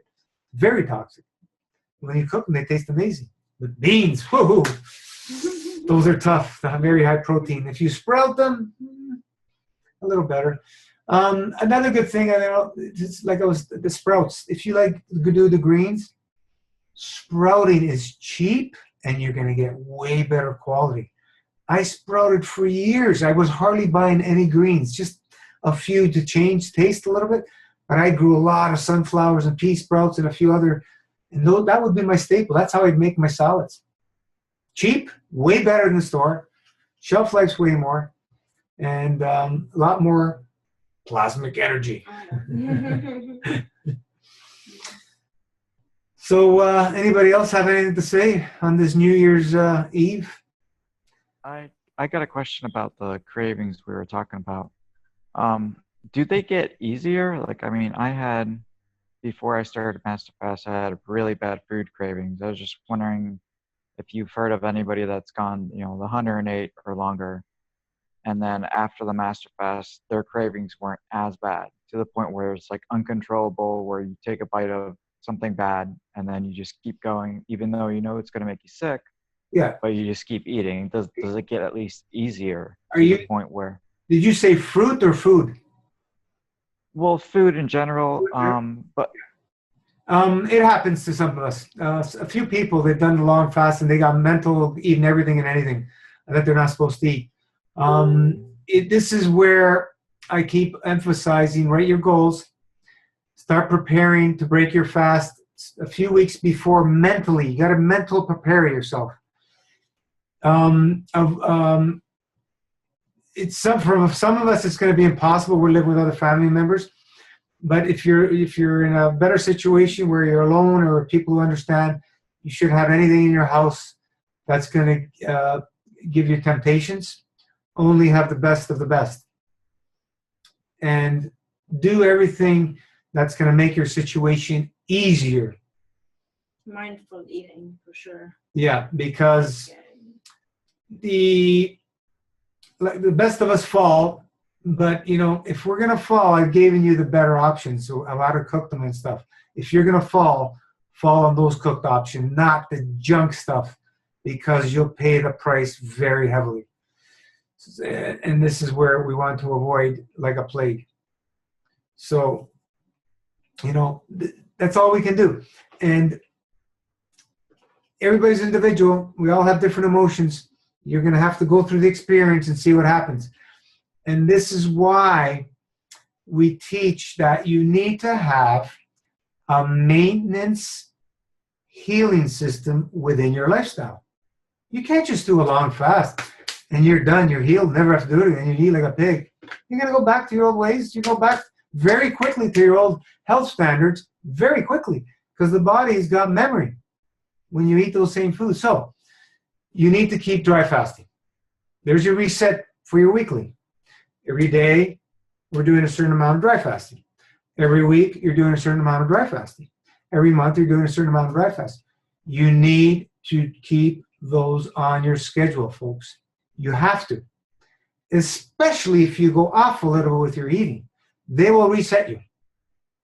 And then, we have our long, yearly master fast, which we should do. I highly recommend at least 2 a year, minimum, of 30 to 40 days, minimum. You can do up to 4 a year, or you can do another long one every year if you want. The choice is yours. When you spread it out, at least 2, I've done fasting every season change for many years. And that always pretty much stayed with me. That was always my reset. Even though I was feeling crap and everything, that always helped me to reset to some degree. So we need that. We need that in our life. We eat way too much. That's why we need to fast. And all our sicknesses come from eating. So we need to fast. We need to eat less. We need to be part-time, breatharian, more days, not less. Eventually, we'll have more dry fasting days than eating days. And maybe some of us will go to the breatharian route where we won't need any physical food anymore. We don't know. It could be any one of us. We don't know who it is. Whether it's your goal or not, you don't know now, but I'm just saying it could be. Because the way the consciousness of the planet is expanding, this is where it's going. It's eventually, on this planet, there won't be no physical eating, I see it. It'll be all just through exchange of plasmic energy, because we won't need to be there anymore. It might be something for a pleasure occasionally, just to taste something, but you can get those flavors from plasmic energy. It'll be exactly the same way as you're eating it. Same smell, taste, sensation, feel in your body. Exactly the same way as in the matter level. No physicality, no obstructions. So that's what we're talking about. That's what we're moving to.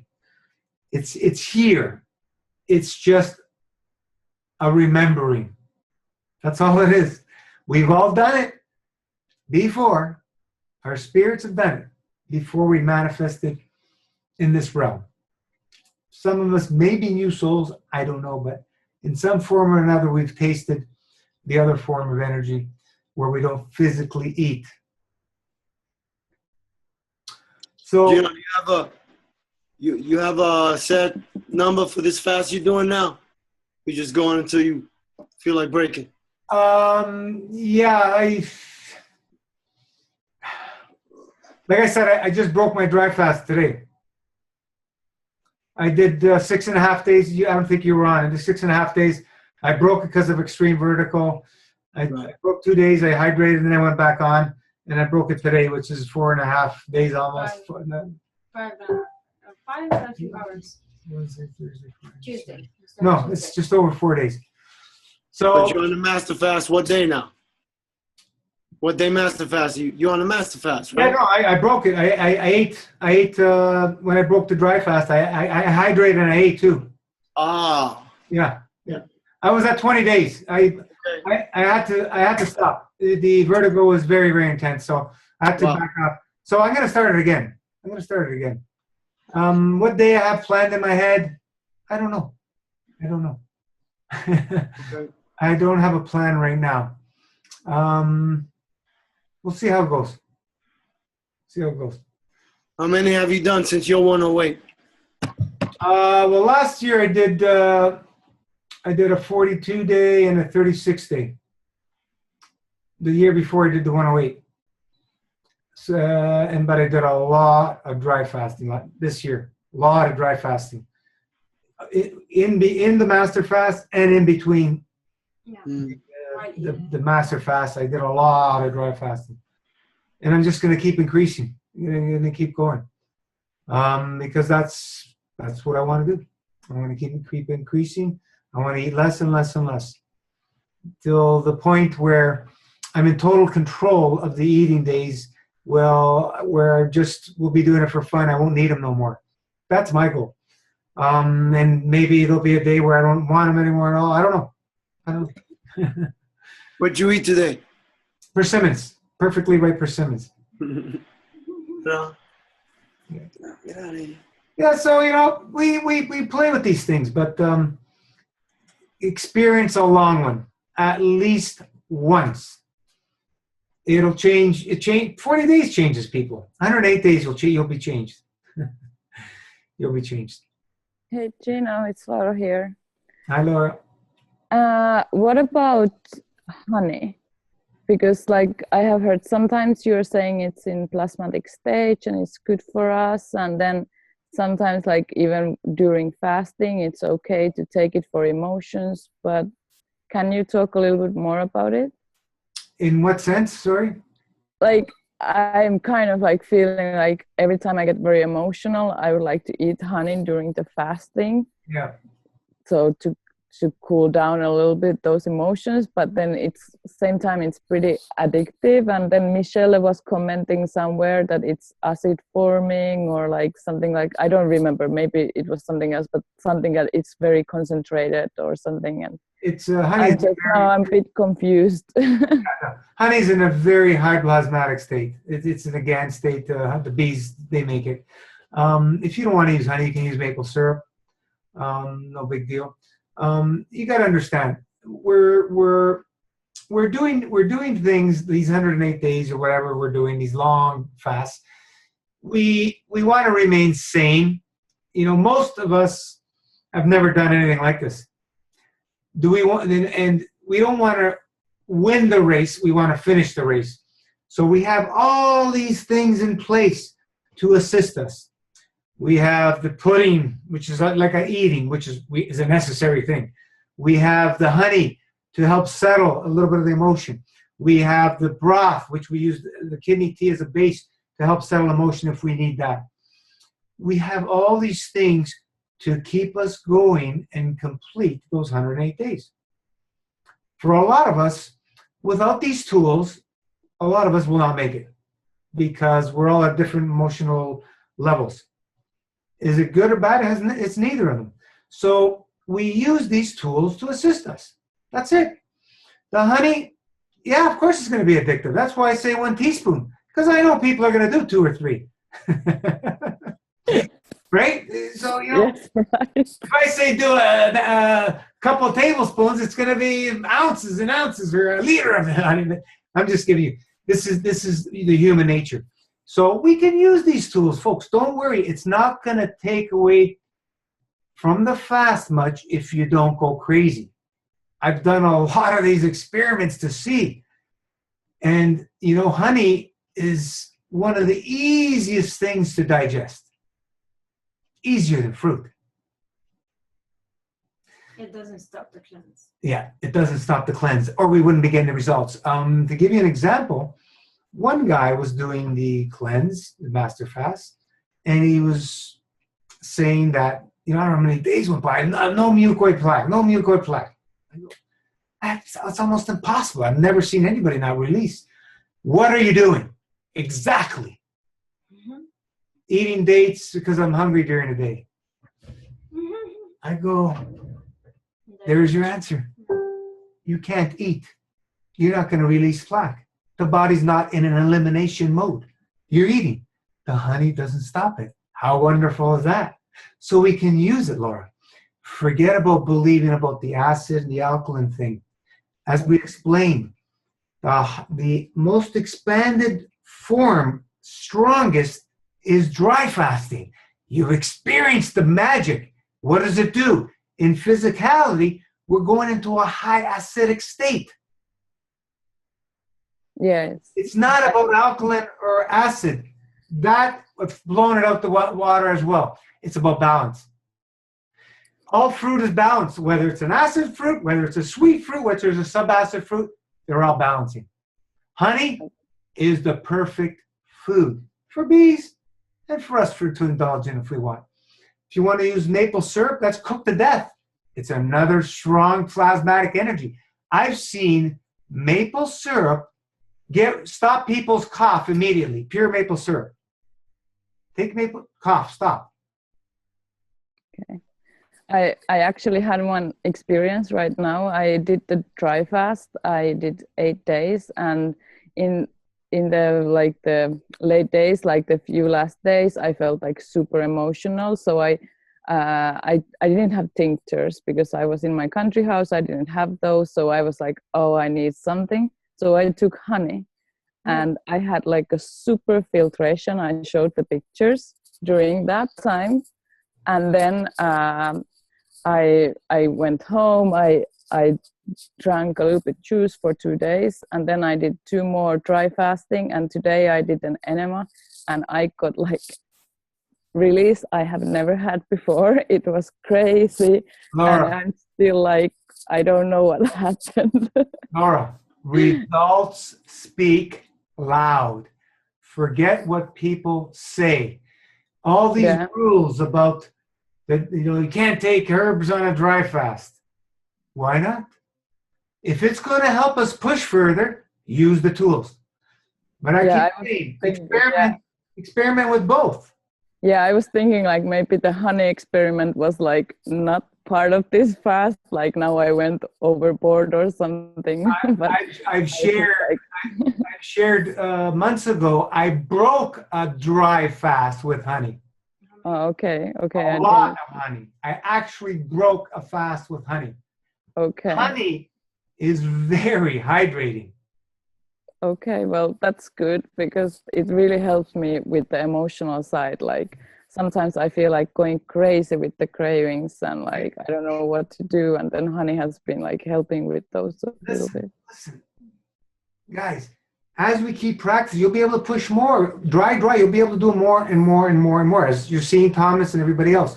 It's just get into them and get used to them. We're always going to be dealing with the emotions. You got to learn how to handle them. But you're going to be able to push. And eventually it does get a little bit easier. And then all of a sudden you do another one and it gets a little tougher. What the hell happened? And then the next one's easier again. It changes all the time.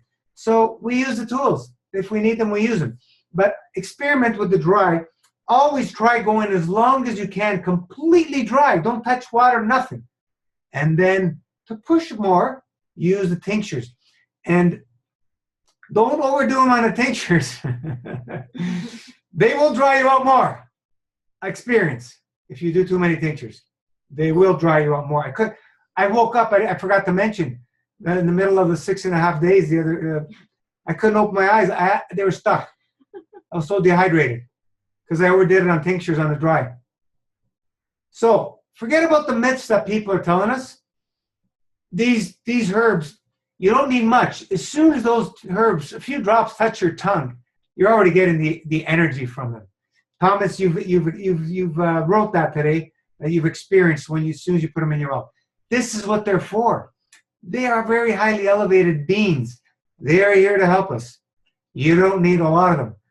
And that's why I emphasize, don't waste your money on herbs when you're eating. Use them, yeah, sporadically. When you fast, buy as many herbs as you can afford. They're your magic helpers. Believe it or not.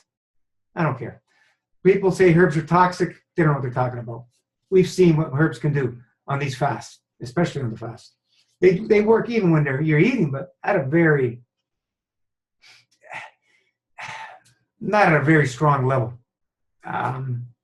Not the same, because your body's not in an elimination healing mode. It's not the same. It's just not the same.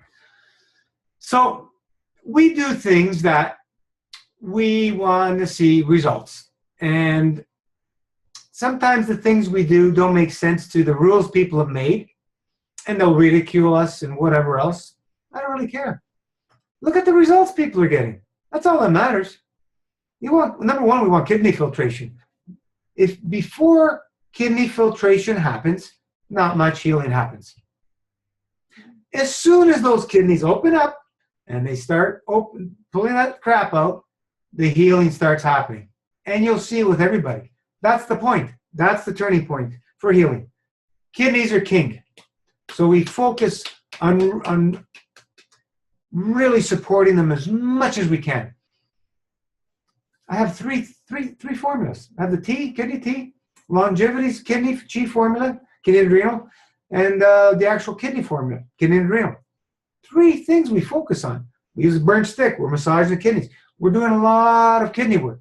Dry fasting, heavy emphasis on the kidneys to open. It's all kidneys for healing. They're so important. And no matter what names the medical mafia gives the disease, always we go back to kidney. It's always a kidney problem. It doesn't matter if it's a heart, liver, pancreas, stomach. You always go back to the kidney because all those organs detox through the kidneys. So if the kidneys aren't filtering, you can have a heart disease, you can have a bowel. It's all kidney. That's how important they are. They're how do they put it? They feed the brain directly. They have their own free will. They feed our brain, physicality. They feed the kidneys, feed the brain. The bowel affects the brain, but the kidneys feed the brain.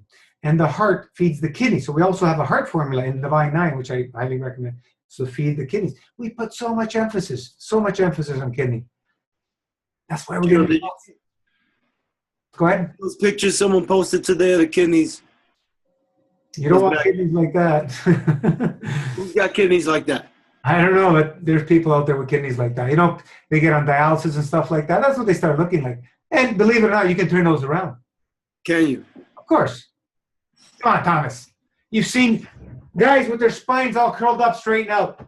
You've seen cancers disappearing. You've seen the worst cases of cancer. You've seen paralyzed guys walking. If you don't believe it by now, I can't tell you anything else. It's all in front of you guys. Cancer's disappearing and this and that. It's all in front of you guys. Read between the lines what people are posting. There's miracles happening every day. Everything is possible, folks. Everything's possible. I don't care what it is. Doesn't matter the name. People keep posting about this name of the disease and that name of the disease. They're not getting the concept of how a body heals. Put the body's terrain in a state for healing, which is what we're doing, so it has access to the blueprint. That's all we're doing. Nothing else. Let the body do its work. Move out of the way with your mind. Let the body do its work. We only assist. We can only assist. Massaging, acupuncture, burnt wood stick, what are the things? Enemas, castor oils, all these tools we're using, folks, is only to assist. If you take out the fasting, the cleanse, and do all those, you're not going to get nowhere because everybody's doing those out there. It's only to assist, and they are very helpful when you're fasting. If you've noticed, if you've done any of these things. We were doing the last few days rolling pin massages. Oh man. You guys gotta try it. Do the whole body, head, everything. Face, eyes, throat, the whole body with a rolling pin on each other. It just wakes you right up, folks. It's a beautiful feeling. So these are the things we use. We need to use tools. Saunas, yeah. Well, we were doing the saunas past few days with the hot and cold. I haven't been doing that for a while. It's beautiful, you know. Laura's just jumping in the nice cold sea or lake.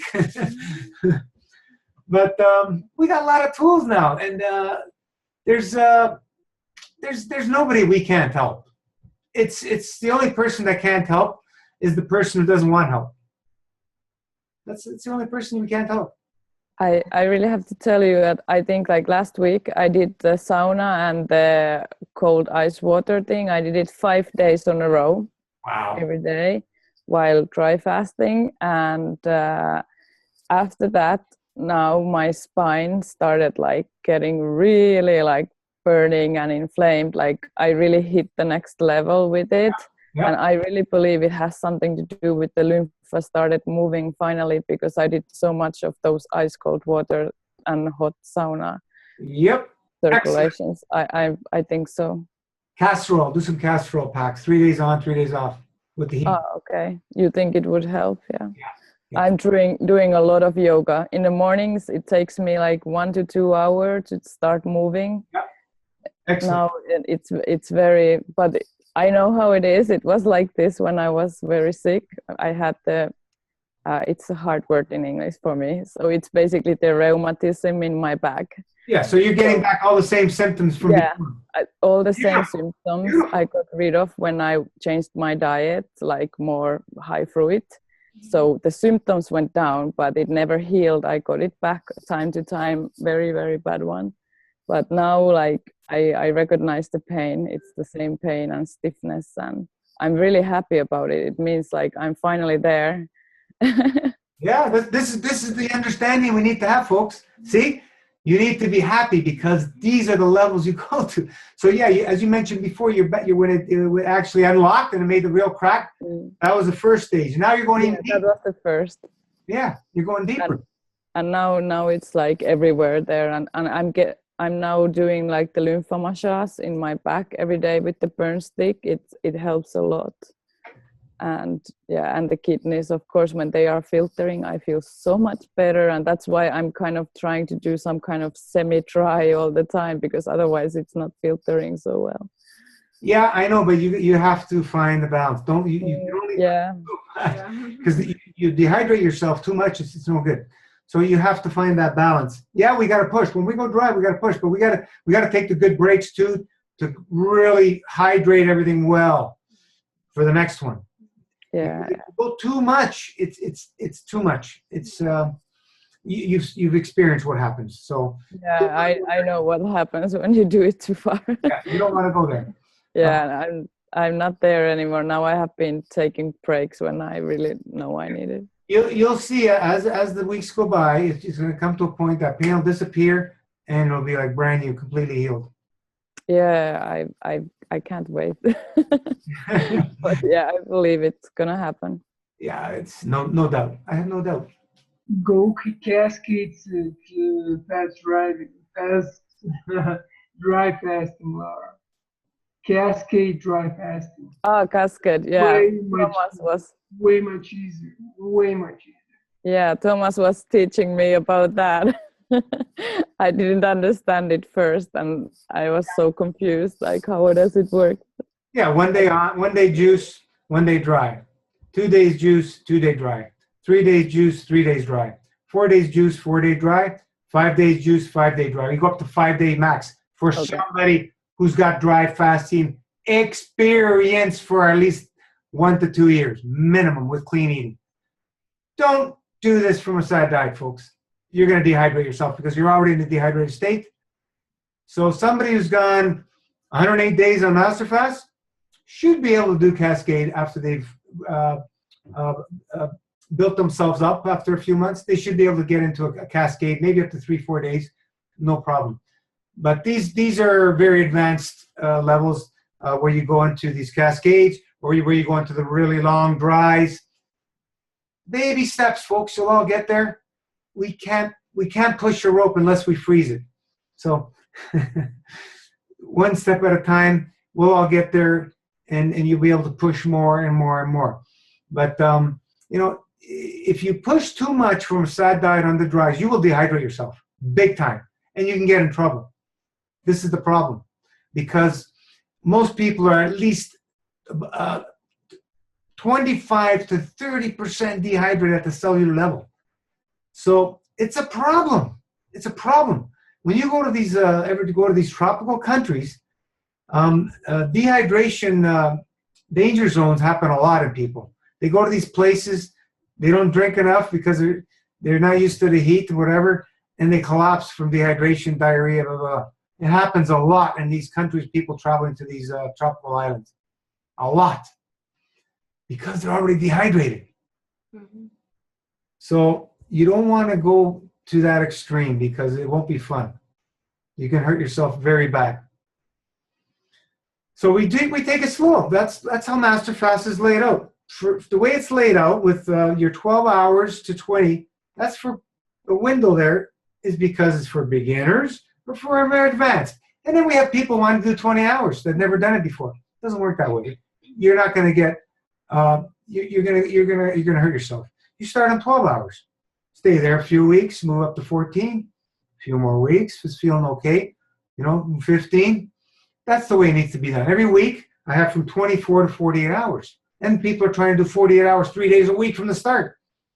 That's too much, too much. Unless you've been eating clean for many years, it's too much. So you start on 24 hours a week.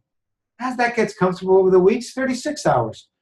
And then the 3 days in the month, I want everybody to do that. Everybody should be able to do a 3-day. And some people can't even handle 3-day. So we use assistance. We use some herbs, whatever. So this is the layout. And then on the season change, if you have some experience, you should be able to push to a 5-day. Pushing beyond a 5-day, it's all your own risk. We advocate you have supervision, especially if you have no experience. But once you've done it for a while, you're going to see 5 days is not an issue. 6 days, not an issue. 7 days, not an issue. Up to 9 days should not be an issue for most people. Once you've been practicing this for a while, honestly, folks, you get to Divine 9 and you're going to start getting some pretty significant healing things happening. When you pass that 7 mark, you pass the 9, goes even more. You get into 11, 12. Cannot talk to Gabriel, get into 15. So this is the layers we peel away in the dry fasting. We peel a lot of layers. But you need to have a foundation of the dry fasting with within your being. You need to have that cellular hydration to push the dry fasting. That's what you need. And we don't have that at Facade diet. We're cellularly dehydrated. And that's why we don't want to be pushing the long dries. You could hurt yourself. That's my opinion, from my experience, and from what I see with people. So we want to do it slow, because we don't want to win the race. We want to finish the race. But as we've seen, just on the way the Master Fast is laid out, people are getting miraculous things happening on 40, 60, and 108 days. So build, plan your next one, about 6 months after, push. And the healing continues. We're not out to push the people to force them, everybody wants to jump. Everybody wants to jump the gun. Nobody has the patience. Nobody has the what's the word I'm looking for? Patience. The patience. Yeah. Some do. Yeah, you need to have the patience. Healing's an art form. It's a lifestyle. Yeah, once it becomes your lifestyle, it's an art.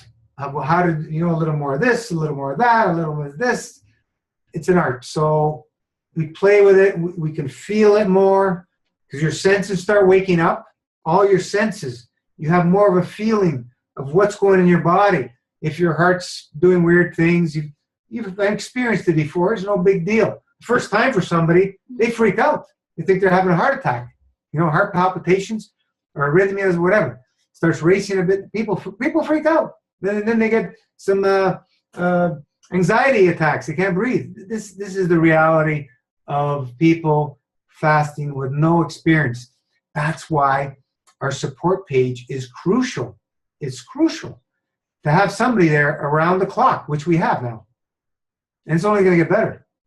So there's always somebody there to assist somebody in need. That's what I planned it from the beginning. That's what it's manifested. It's a beautiful thing to see. So we continue sharing and we continue learning and we continue growing. And it's a beautiful thing.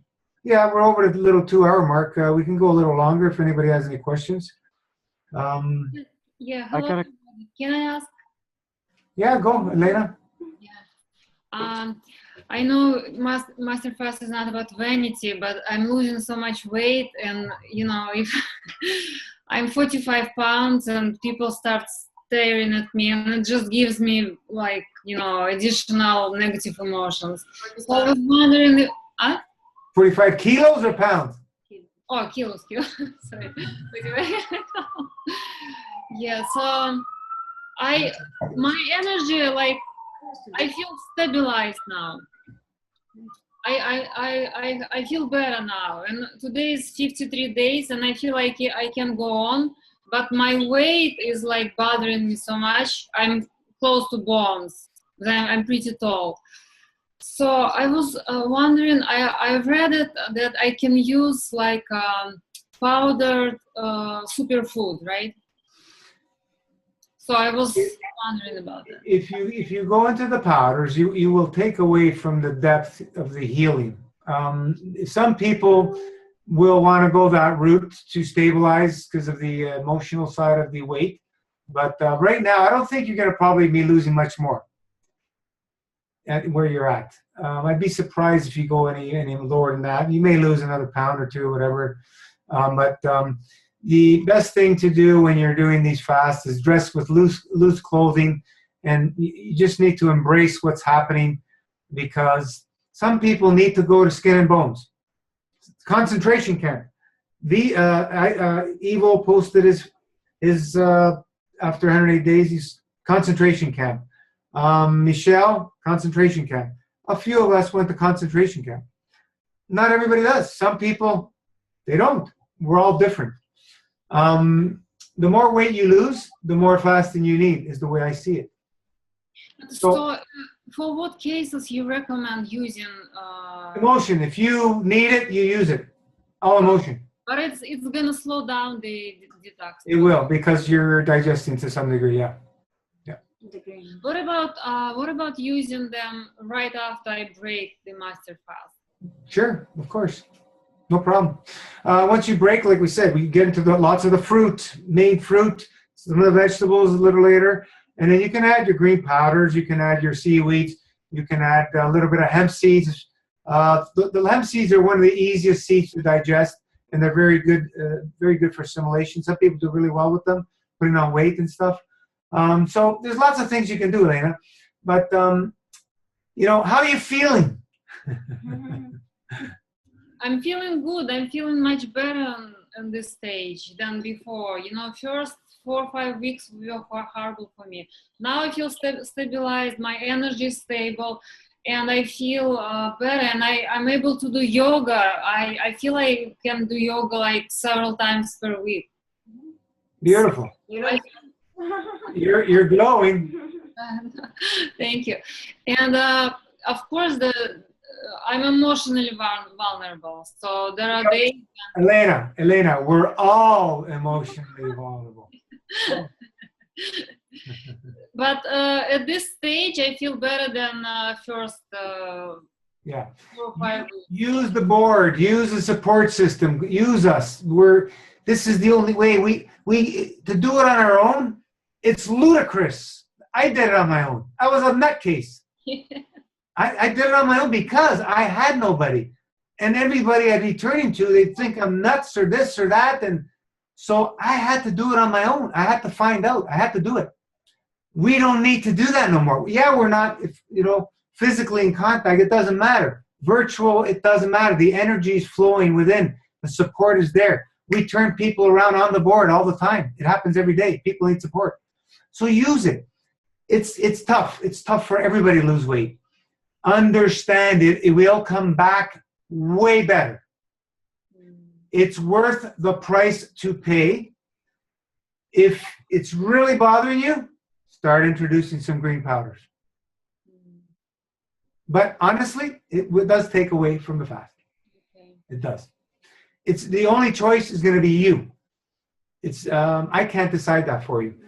Think about 108 days. If you only do it this one time in your life that long, you never do 108 days again. That's nothing out of your life. Later you do 30, 40 days, like I explained, twice a year. Those just fly by after. And you'll see when you do your next one after you've built total confidence, you don't lose as much, feel better, it gets easier. You'll lose weight, but you won't lose as much because the body's built on better materials and it's hydrated. That's the key at the cellular level. It's more hydrated. So it's just a thing that we move along and continue. And it's all based on emotions and where you can take it with your emotion. It has nothing to do with physicality. The body's irrelevant. We don't need this body. Where do you go when you dream? Anywhere you want. You don't need this body. So we're here. Let's enjoy the body. Take care of it. And that's what we're doing. We want to make it strong. The faster people lose weight on a fast, the more they need the fast. Remember that. The faster they lose it, the more they need the fast. It's toxic waste, just dumping. That's all it is. And the body wants to rebuild new materials because it's in a dumping, healing mode when you fast. Soon as you start digesting, if you do minimal digesting, the body could work, but it doesn't work on the really deep levels. That's why we see the miracles happening at the really high rates when we go into the deep fast, the dry fast. Because even on the juice and stuff, we're still taking in matter. We can still get a lot done. Don't get me wrong. Look what we're seeing. But I'm saying to get to the real severe cases like Gabrielis and Marin and some of the other cancer cases, you got to push the dry. You need to dig there to get in. If you want to get those things resolved. Some can do it on just the master fast with the regular dry fast, but some of these, they got to go deep. They got to go really deep, especially if they're older issues. You got to go deep. So we're here to support you. Only you can make that decision, Lena. If you feel great, don't look at yourself in the mirror in your body. Don't look at yourself. Put loose clothes on wherever you go. I know, but I want to go to sauna and I can't anymore because I'm just bones. I can't. I'm too self-conscious for people's reaction. Elena, how many liters of juice are you drinking a day? What? How many liters of juice do you drink a day? How many liters? How many liters you have juice? I started with a lot of juice, like a lot of us, right? And now I just don't feel like drinking a lot. Maybe half liter to 1 liter. Wow. Now, Gina, wouldn't you recommend her to drink maybe 2 or 3 if she's concerned about weight? It's too much pressure on the kidneys when you're forcing the body. No. 1 liter. It won't make you put on weight. I like seeing people drink about 1 liter a day, and because we're going back and forth on the dry, so we can flush all the excess residues from the dry. That's why I want to see some fluid going through back and forth. We need some fluid. Elena's got some dry fasting experience. She's done a few long ones. But that's why she's able to go that low. But regularly, I want to see people drinking about 1 liter a day. And then you have your 2 cups of tea, right? So you got quite a bit of fluid there. Most people, when they've done it for a while, they'll go around that 1 liter plus the 2 cups of tea. Some people will need more, 1.5 liters, 2 liters. I'm 3. Like me, I remember some days I did 3 liters. I just wanted, because I was doing hot yoga, this and that, and my body just wanted a little bit extra. And then 1 liter again, that's more than enough. So don't force. That's the key. We don't want to force, but 1 liter for most people should not be forced. Should not be, unless you're really tiny. Then 1 liter is probably a little bit too much for some people. You know, so like I said, it's an art. We got to feel. So I guess, Elena, you're going to a public sauna. Is that why you don't want? Yeah. Yeah. That's totally. Yeah. Hot and cold showers, I guess, for now. If you're that self-conscious, 45, 99 pounds. Yeah, you're pretty thin, but I don't think you're skin and bones yet, are you? No, I am. I'm bony. Yeah. Yeah. Your face looks still very healthy. Yeah, really, but but the body is like suffered from weight loss. It doesn't look. It looks hard. Yeah, it's suffering from people's eyes and your eyes, but it's not suffering health. You're healing things at a very deep level, and that's what the purpose is. So, as I said, you know, go for the long one. This is one time in your life. It's winter, wear loose clothes. Once you start building, putting the weight back on, you start enjoying all the things again, you become more self-confident, and then you focus on your next one in 6 months when you finish. So, it's up to you. If you want to do some greens, put on a little bit of weight, it's up to you. We can't force people to do things. Your bleeding completely stopped? I had my second period, and it was very light. It was almost pain-free. It was in the beginning. I had hard time when I contacted you, but after that, everything subsided, and I had pain-free, which is unheard of. I like maybe had periods like this when I was a teenager. I don't know. Okay, now can you tell me a little bit about the color from the first periods to the last periods? Any difference in color? Did you pay attention? The color I can't tell, but it's just the second one is very light. It's just even uncomparable to first one. First one was heavy and blood just like pouring out of me, and the second was really really light. No problem at all. Like I would be happy if I have like. Yeah. You're healing, Elena. You're healing this problem, and you'll continue to heal if you maintain, after the fast, a clean diet. You'll continue. When you were just talking in the beginning, I agree completely. In my dry fast retreats with Filonov, they introduce cooked food right away, and I think that's a big problem because, like, when you stop dry fast in his retreats, you don't want anything, you don't want to eat, you don't want anything. But once you start having even the broth, like fish broth or vegetable, that's it. Next thing you know, you pile in like 2 or 3 plates. You just can't stop. It comes back so fast, like this craving for food, and appetite comes back immediately. So I was like listening to you, and I remember that maybe that's his shortcoming. I don't know why he does it, but he doesn't like people eat a lot. Then when he see people start making big plates or whatever, he start like criticizing. But why he doesn't enforce that, I don't know why.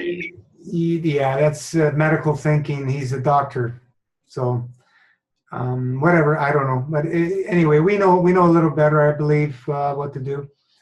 So just be wise. We have the other support page, Post Master Fast, for breaking the fast. Hopefully that's going to be coming along. Get more support there, so we don't have to keep posting food on the places where people are fasting, so we don't see each other. Some people don't like to see food. For me, I like seeing food when I fast. It doesn't bother me. I can go on any page.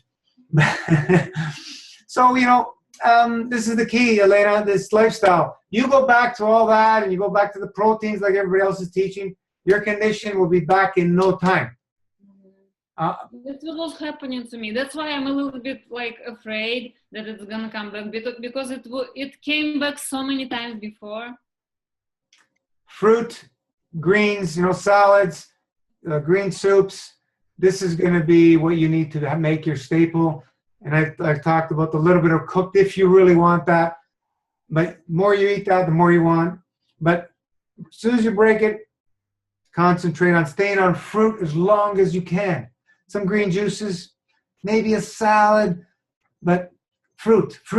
You'll see your bowels will move beautifully like never before because everything strengthens on a fast. You'll have bowel movements like you won't believe it. What the hell? Like, it's amazing to see what happens, how the body heals itself. So just, go by ear. Like I pray that you continue and stay on it the way you're doing it.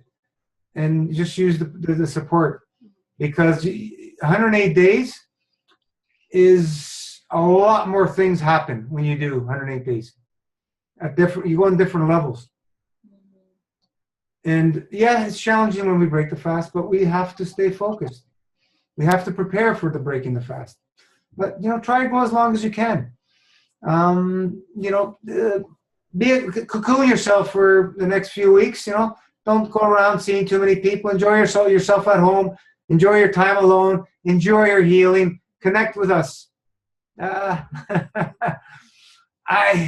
was going to yoga every day, and all of a sudden my yoga teacher goes, "You've been losing weight, but I think you've done a little too much now." One day he just noticed. I'm fine, don't worry. I'm sure everybody else noticed, but I didn't lose tons of weight. I wasn't skin and bones. I lost a lot of weight, but I wasn't skin and bones because I've been fasting for a long time. I went down to 138 or 9, which was the lowest I've ever been, I think. I'm usually about 155 to 165 is my range. And in my older years, it was 185 to 195 when I used to eat everything. So yeah, it's no big deal. Once you understand and you have the faith, the weight is no issue. It comes back. Michelle's a beautiful example of from before and after. Look at her picture. That's what happens. It took her months to gain that weight back. Months. She kept, I can't gain weight yet. She kept messaging me, Michelle. But she still got a lot of healing. Her hips were way off, and they straightened out a bit. So much stuff. I can't wait that she shares her story. All right. Thank you, Gina. Thank you. Anybody else want to share or ask questions? Or? Yeah, I got a couple short ones. Can you guys hear me okay? I wasn't sure if I was coming through. Yeah, go ahead. Okay. Just a curiosity question about the Cascade. When you're doing the on and off, when you're drinking, are you still taking the pudding or no? When you're drinking, yeah, you should be able to do that because you're going back and forth quite a bit. And as you're going longer with the dries, you're going longer with the drinking windows. Like a 1 in 1 day is not a big deal. You should be able to do it. When you start going on these long dries, you want to wait a day or two, hydrate before doing the pudding. But in the Cascade, you should be able to do it. Maybe when you get to the 4 or 5 days, you want to wait a day before you do the pudding. But up to 3 days is not a big issue. You're not going very deep levels on 3 days. No problem. Okay. And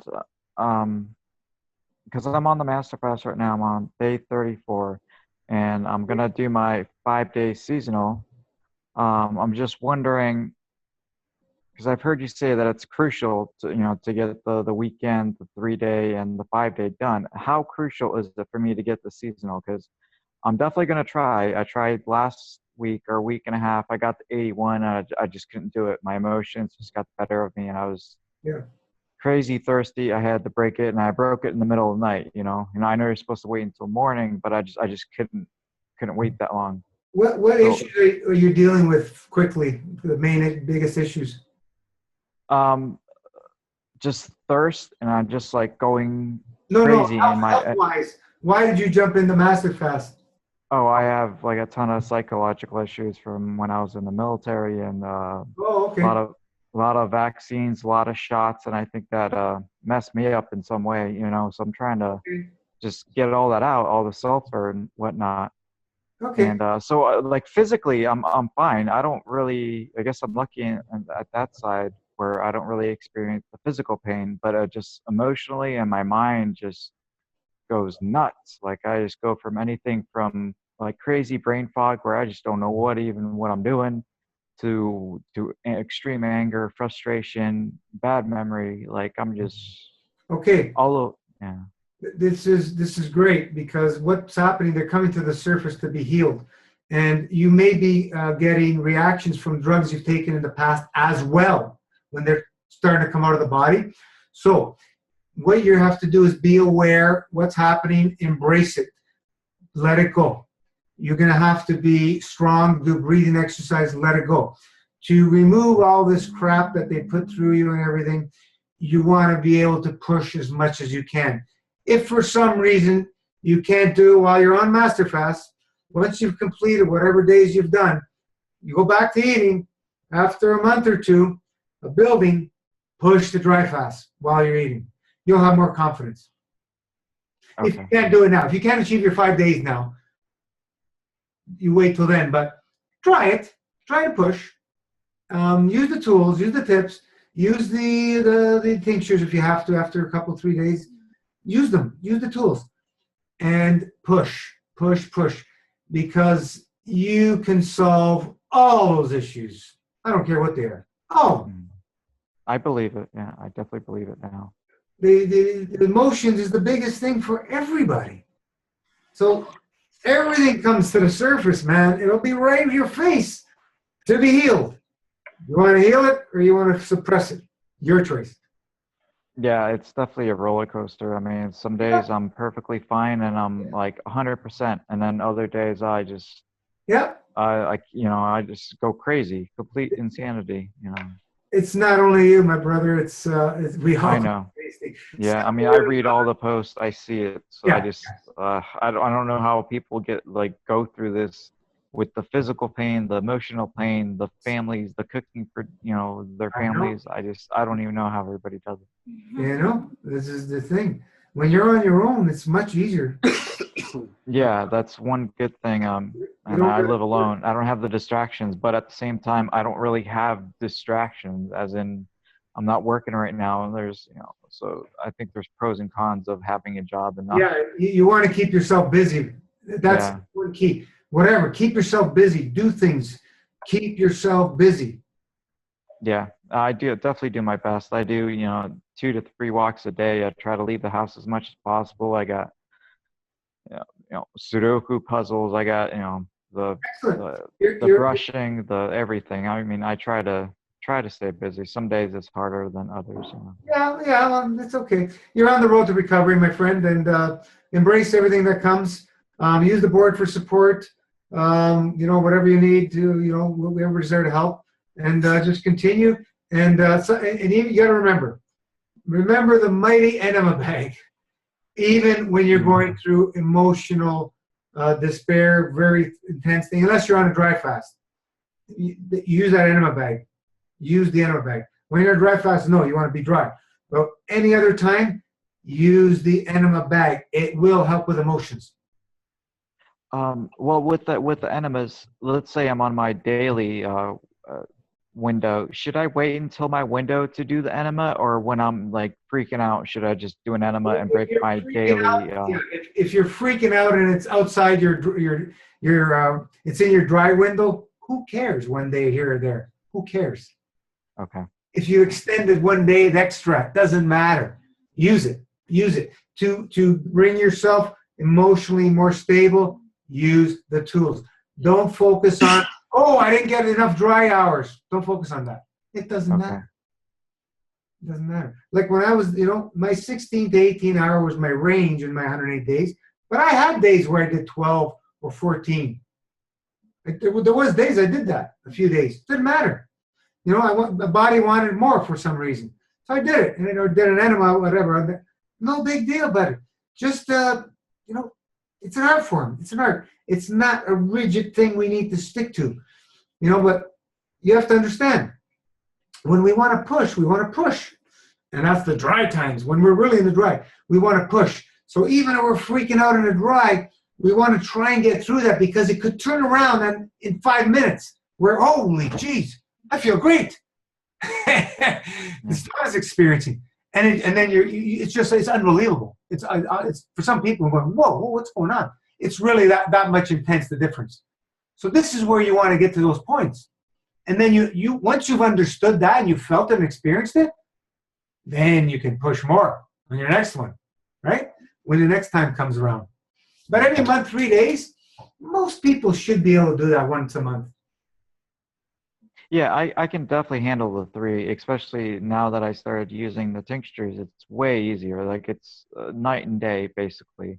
So that's why I'm trying the 5 now, because if I'm doing that good, I want to see if I can get the 5 with the tinctures. I usually start the tinctures at around 40 hour, and then I just continue.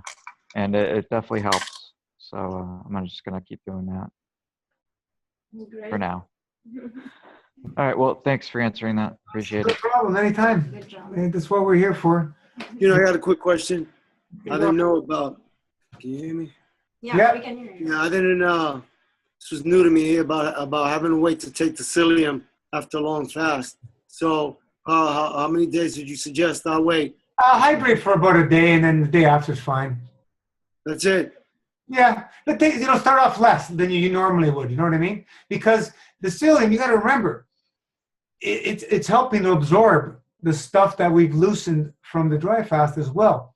But right after the day, like you break the fast to do the Psyllium, no, if it's a long one, no.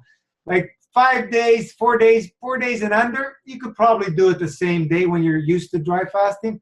But anything over 4 or 5 days, wait an extra day, and then you could take it. Yeah, let's start on a little bit less. Instead of your normal 3 or 4 tablespoons, take 1 tablespoon, or you know what I mean. It's gonna go through you. Don't worry. It's gonna help. All these tools we have, they're all very important. Very important. If you guys haven't realized, every single one we use on the system. It's all very important. And this is what adds up to the miraculous healing, along with the everything else we're doing. So it's not rocket science, space technology. Yeah, that's about it, man. Just keep pushing, brother. Hang in there. Break it slow. Break it slow. Break it slow. Yeah. Champagne, the bubblies. We're gonna have midnight. I'm dreaming of that. And then do some coconut water, or kidney tea. Nice and slow. Take your time drinking. We might have to go that full 3 liters that first day. Take it easy. Hydrate for a couple hours. Enema. That'll really help. Yeah. 3 liters to break a long fast. Well, yeah. It's pushing it. Half a liter. Really? Let him suffer, Gino. Let him suffer. Yeah. Then you're going to learn your lesson. Yeah. Go for it. Then let us know. Because that's the key. Breaking the man. fast is more important than fast itself, Thomas. So you're Right. going to learn that the hard way. Right. Do 3 liters. I'm telling you for sure, 100%, you're going to suffer. You're going to get In edema. fact, I think after even half a liter, once you start drinking, you're gonna feel it. We're all different, but you got to do it slow. You got to do it slow. And that's why after a couple hours sipping, you do an enema to help wash out. And you're going to hydrate a little bit through that. So, it really helps. It really helps. I shouldn't really look to have a short window that first day I'm breaking. Take your time on that day breaking. Yeah. like for a 5-day for me is not a big deal anymore. You know, once you've been doing it a while. Once you start getting it 7-9 days, you got to be careful. You need to be prudent. You'll hurt yourself. There was one guy on the other dry fasting site. I can't remember his name. He did, I don't know, like 13, 14 days, never did it. And then he went crazy and ate pizza. He blew up like a balloon. And he's young. Lucky he didn't kill himself. Yeah, so, you know, it's not wise. Not wise. I'll be hitting day 7 in half an hour. Beautiful. Yeah, it's crazy. Yeah. Great. It's amazing, man.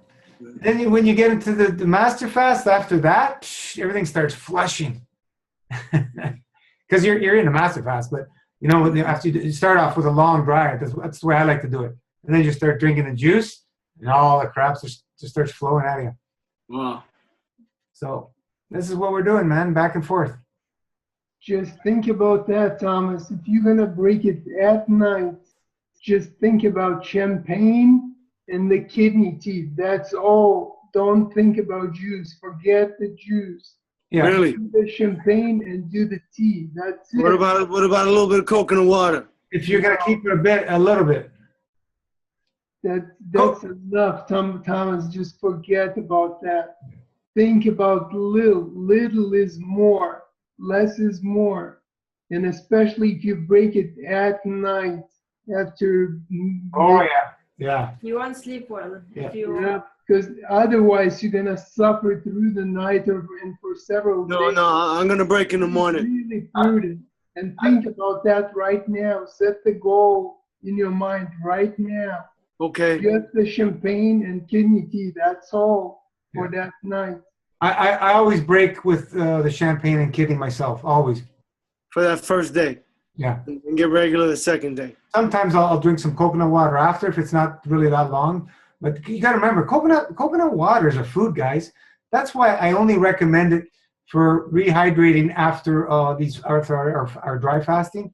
To help help us a bit. But when you're doing these long fasts, like we were talking about, you have to understand, like a 7-day dry fast. Think about this: a 7-day dry fast digs deeper than a 40-day water fast. Believe it or not.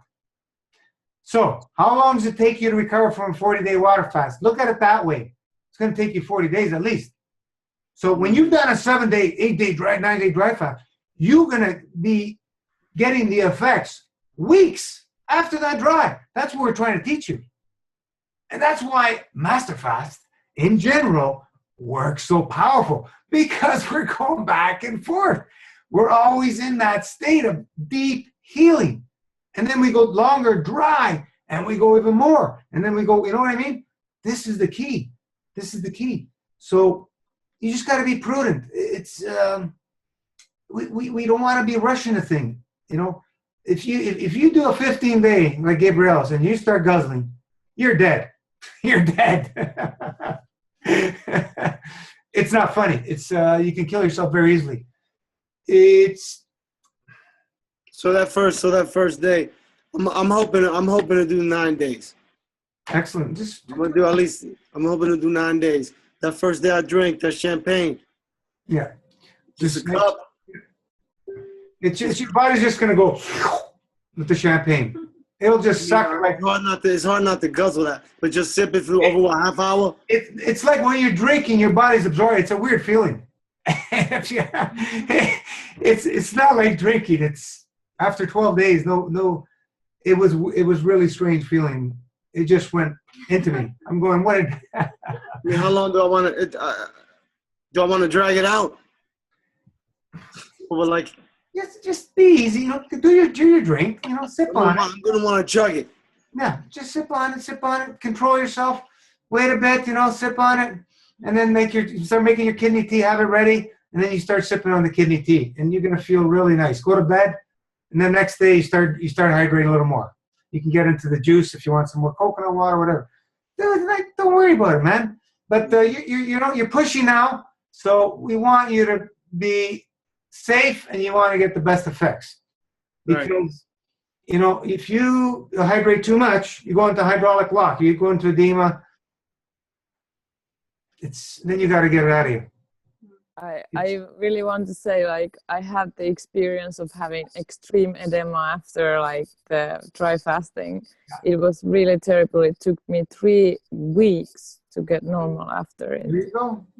And I did just very sipping the juice, but the thing was that when I started doing my enemas, my body just took all the water. I put 2 liters in me and almost nothing came out. I put another 2 liters in me. I was thinking it's gonna help me to get it out. Well, almost nothing came out and I was just bloated like crazy.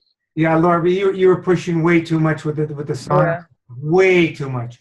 Yeah, so that was really like, be careful when you start Yeah, let's see. after drinking and doing the enemas and everything. With all our experiences, we're only learning and making it safer for everybody.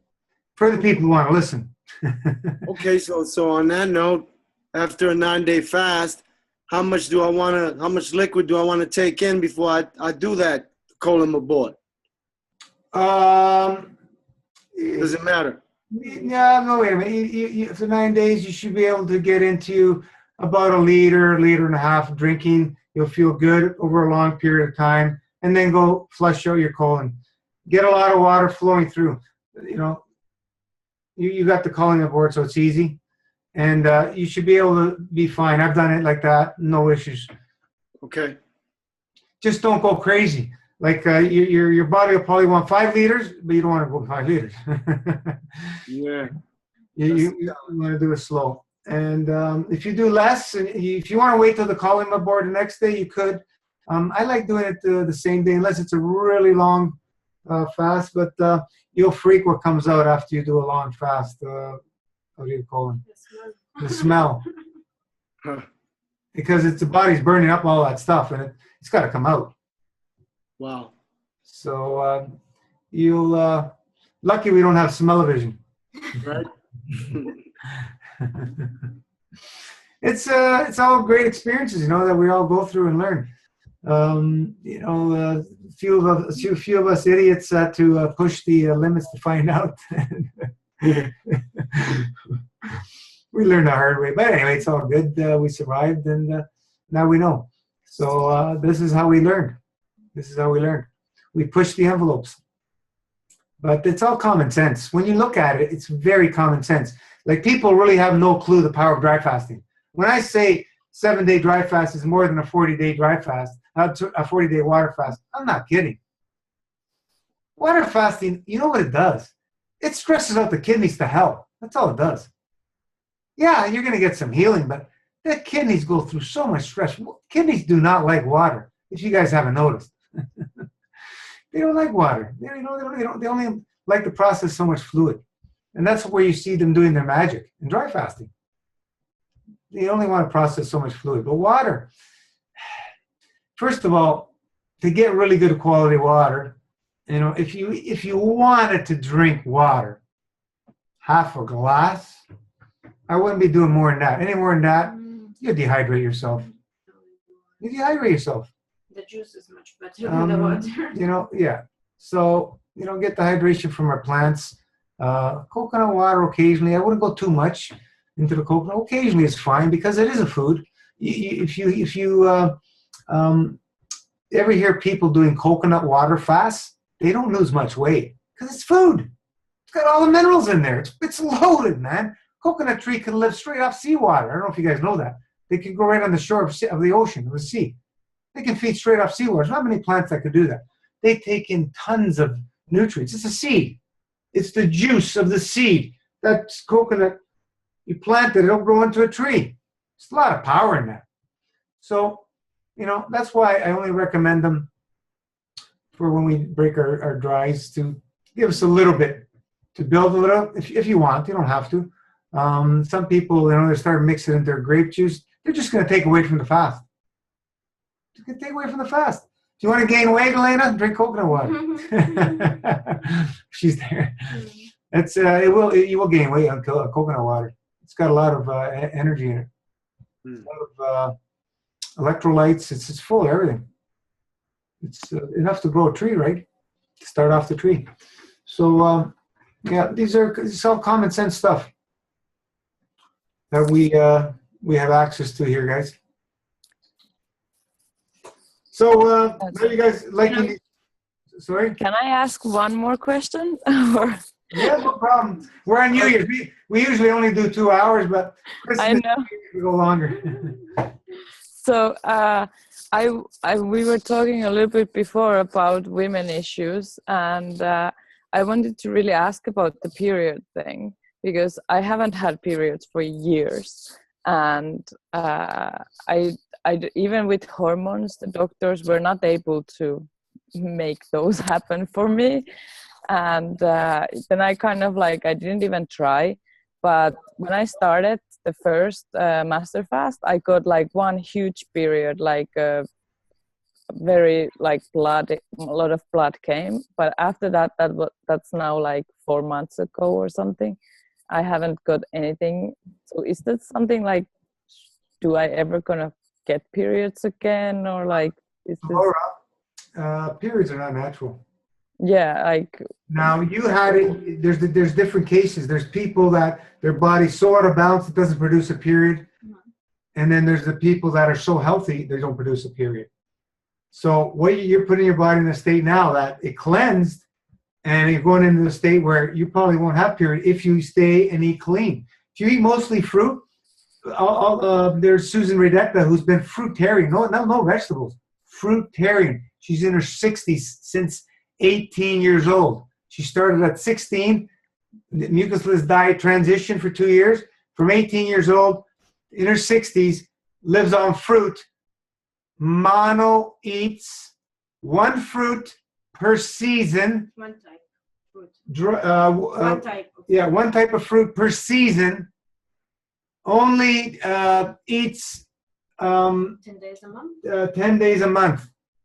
Coconut water, fast the rest, and then she started dry fasting after we contacted me and her, and she learned about dry fasting.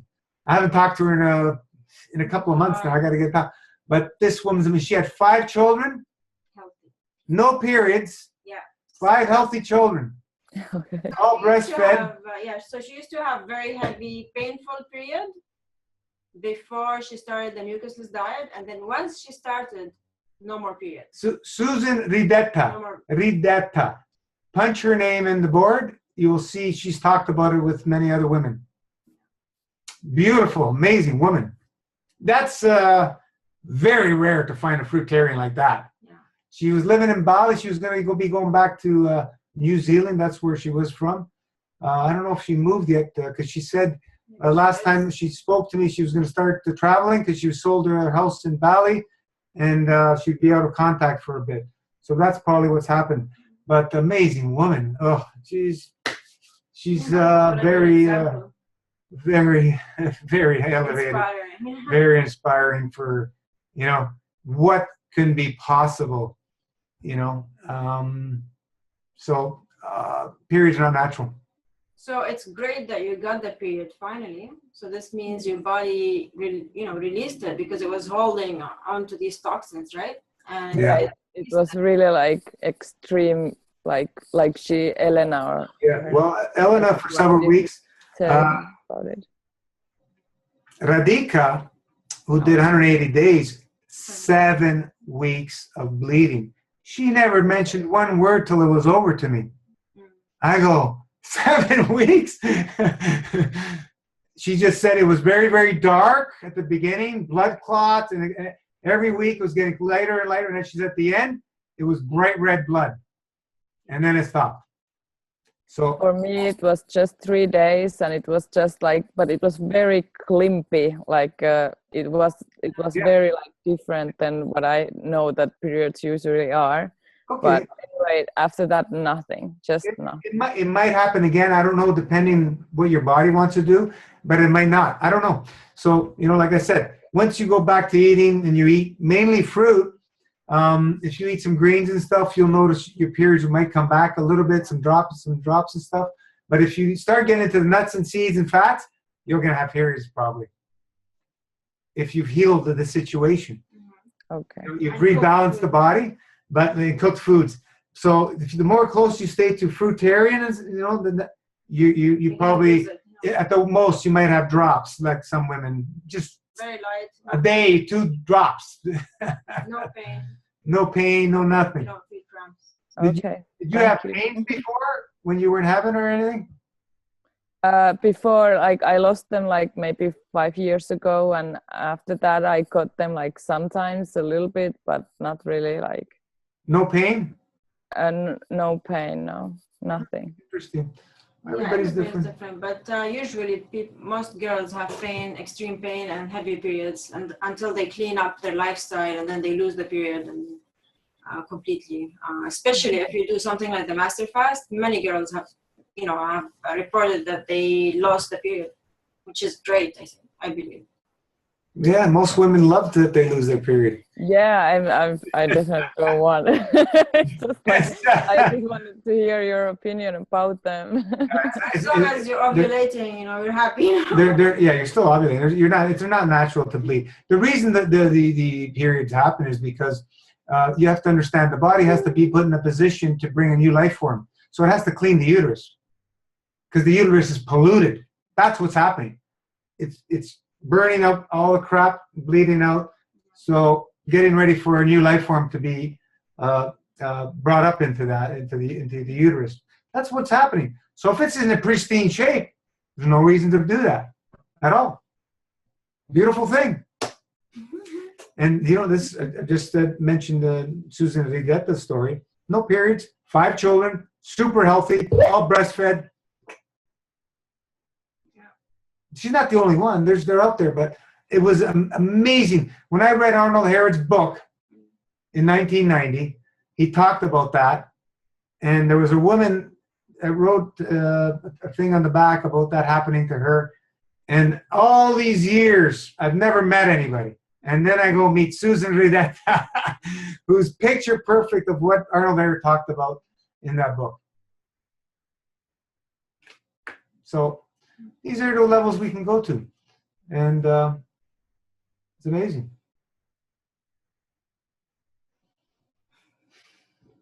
So everybody gonna go party or already partied? It's 5 a.m. here. Oh. I'm like falling asleep. All right. We're at 3-hour mark, so let's call it a night, folks, and Happy New Year. Thank you, everybody. Love you. Happy New Year. Happy New Year. Happy New Year. Thank you. We keep the calls going if you guys like it. Yeah, I love this. Yes. All right. Happy New Year again. We'll see you. Ciao. We'll see you next year. For me, it's still in 2016. All right, guys. Ciao. Bye-bye. Bye. Love you guys.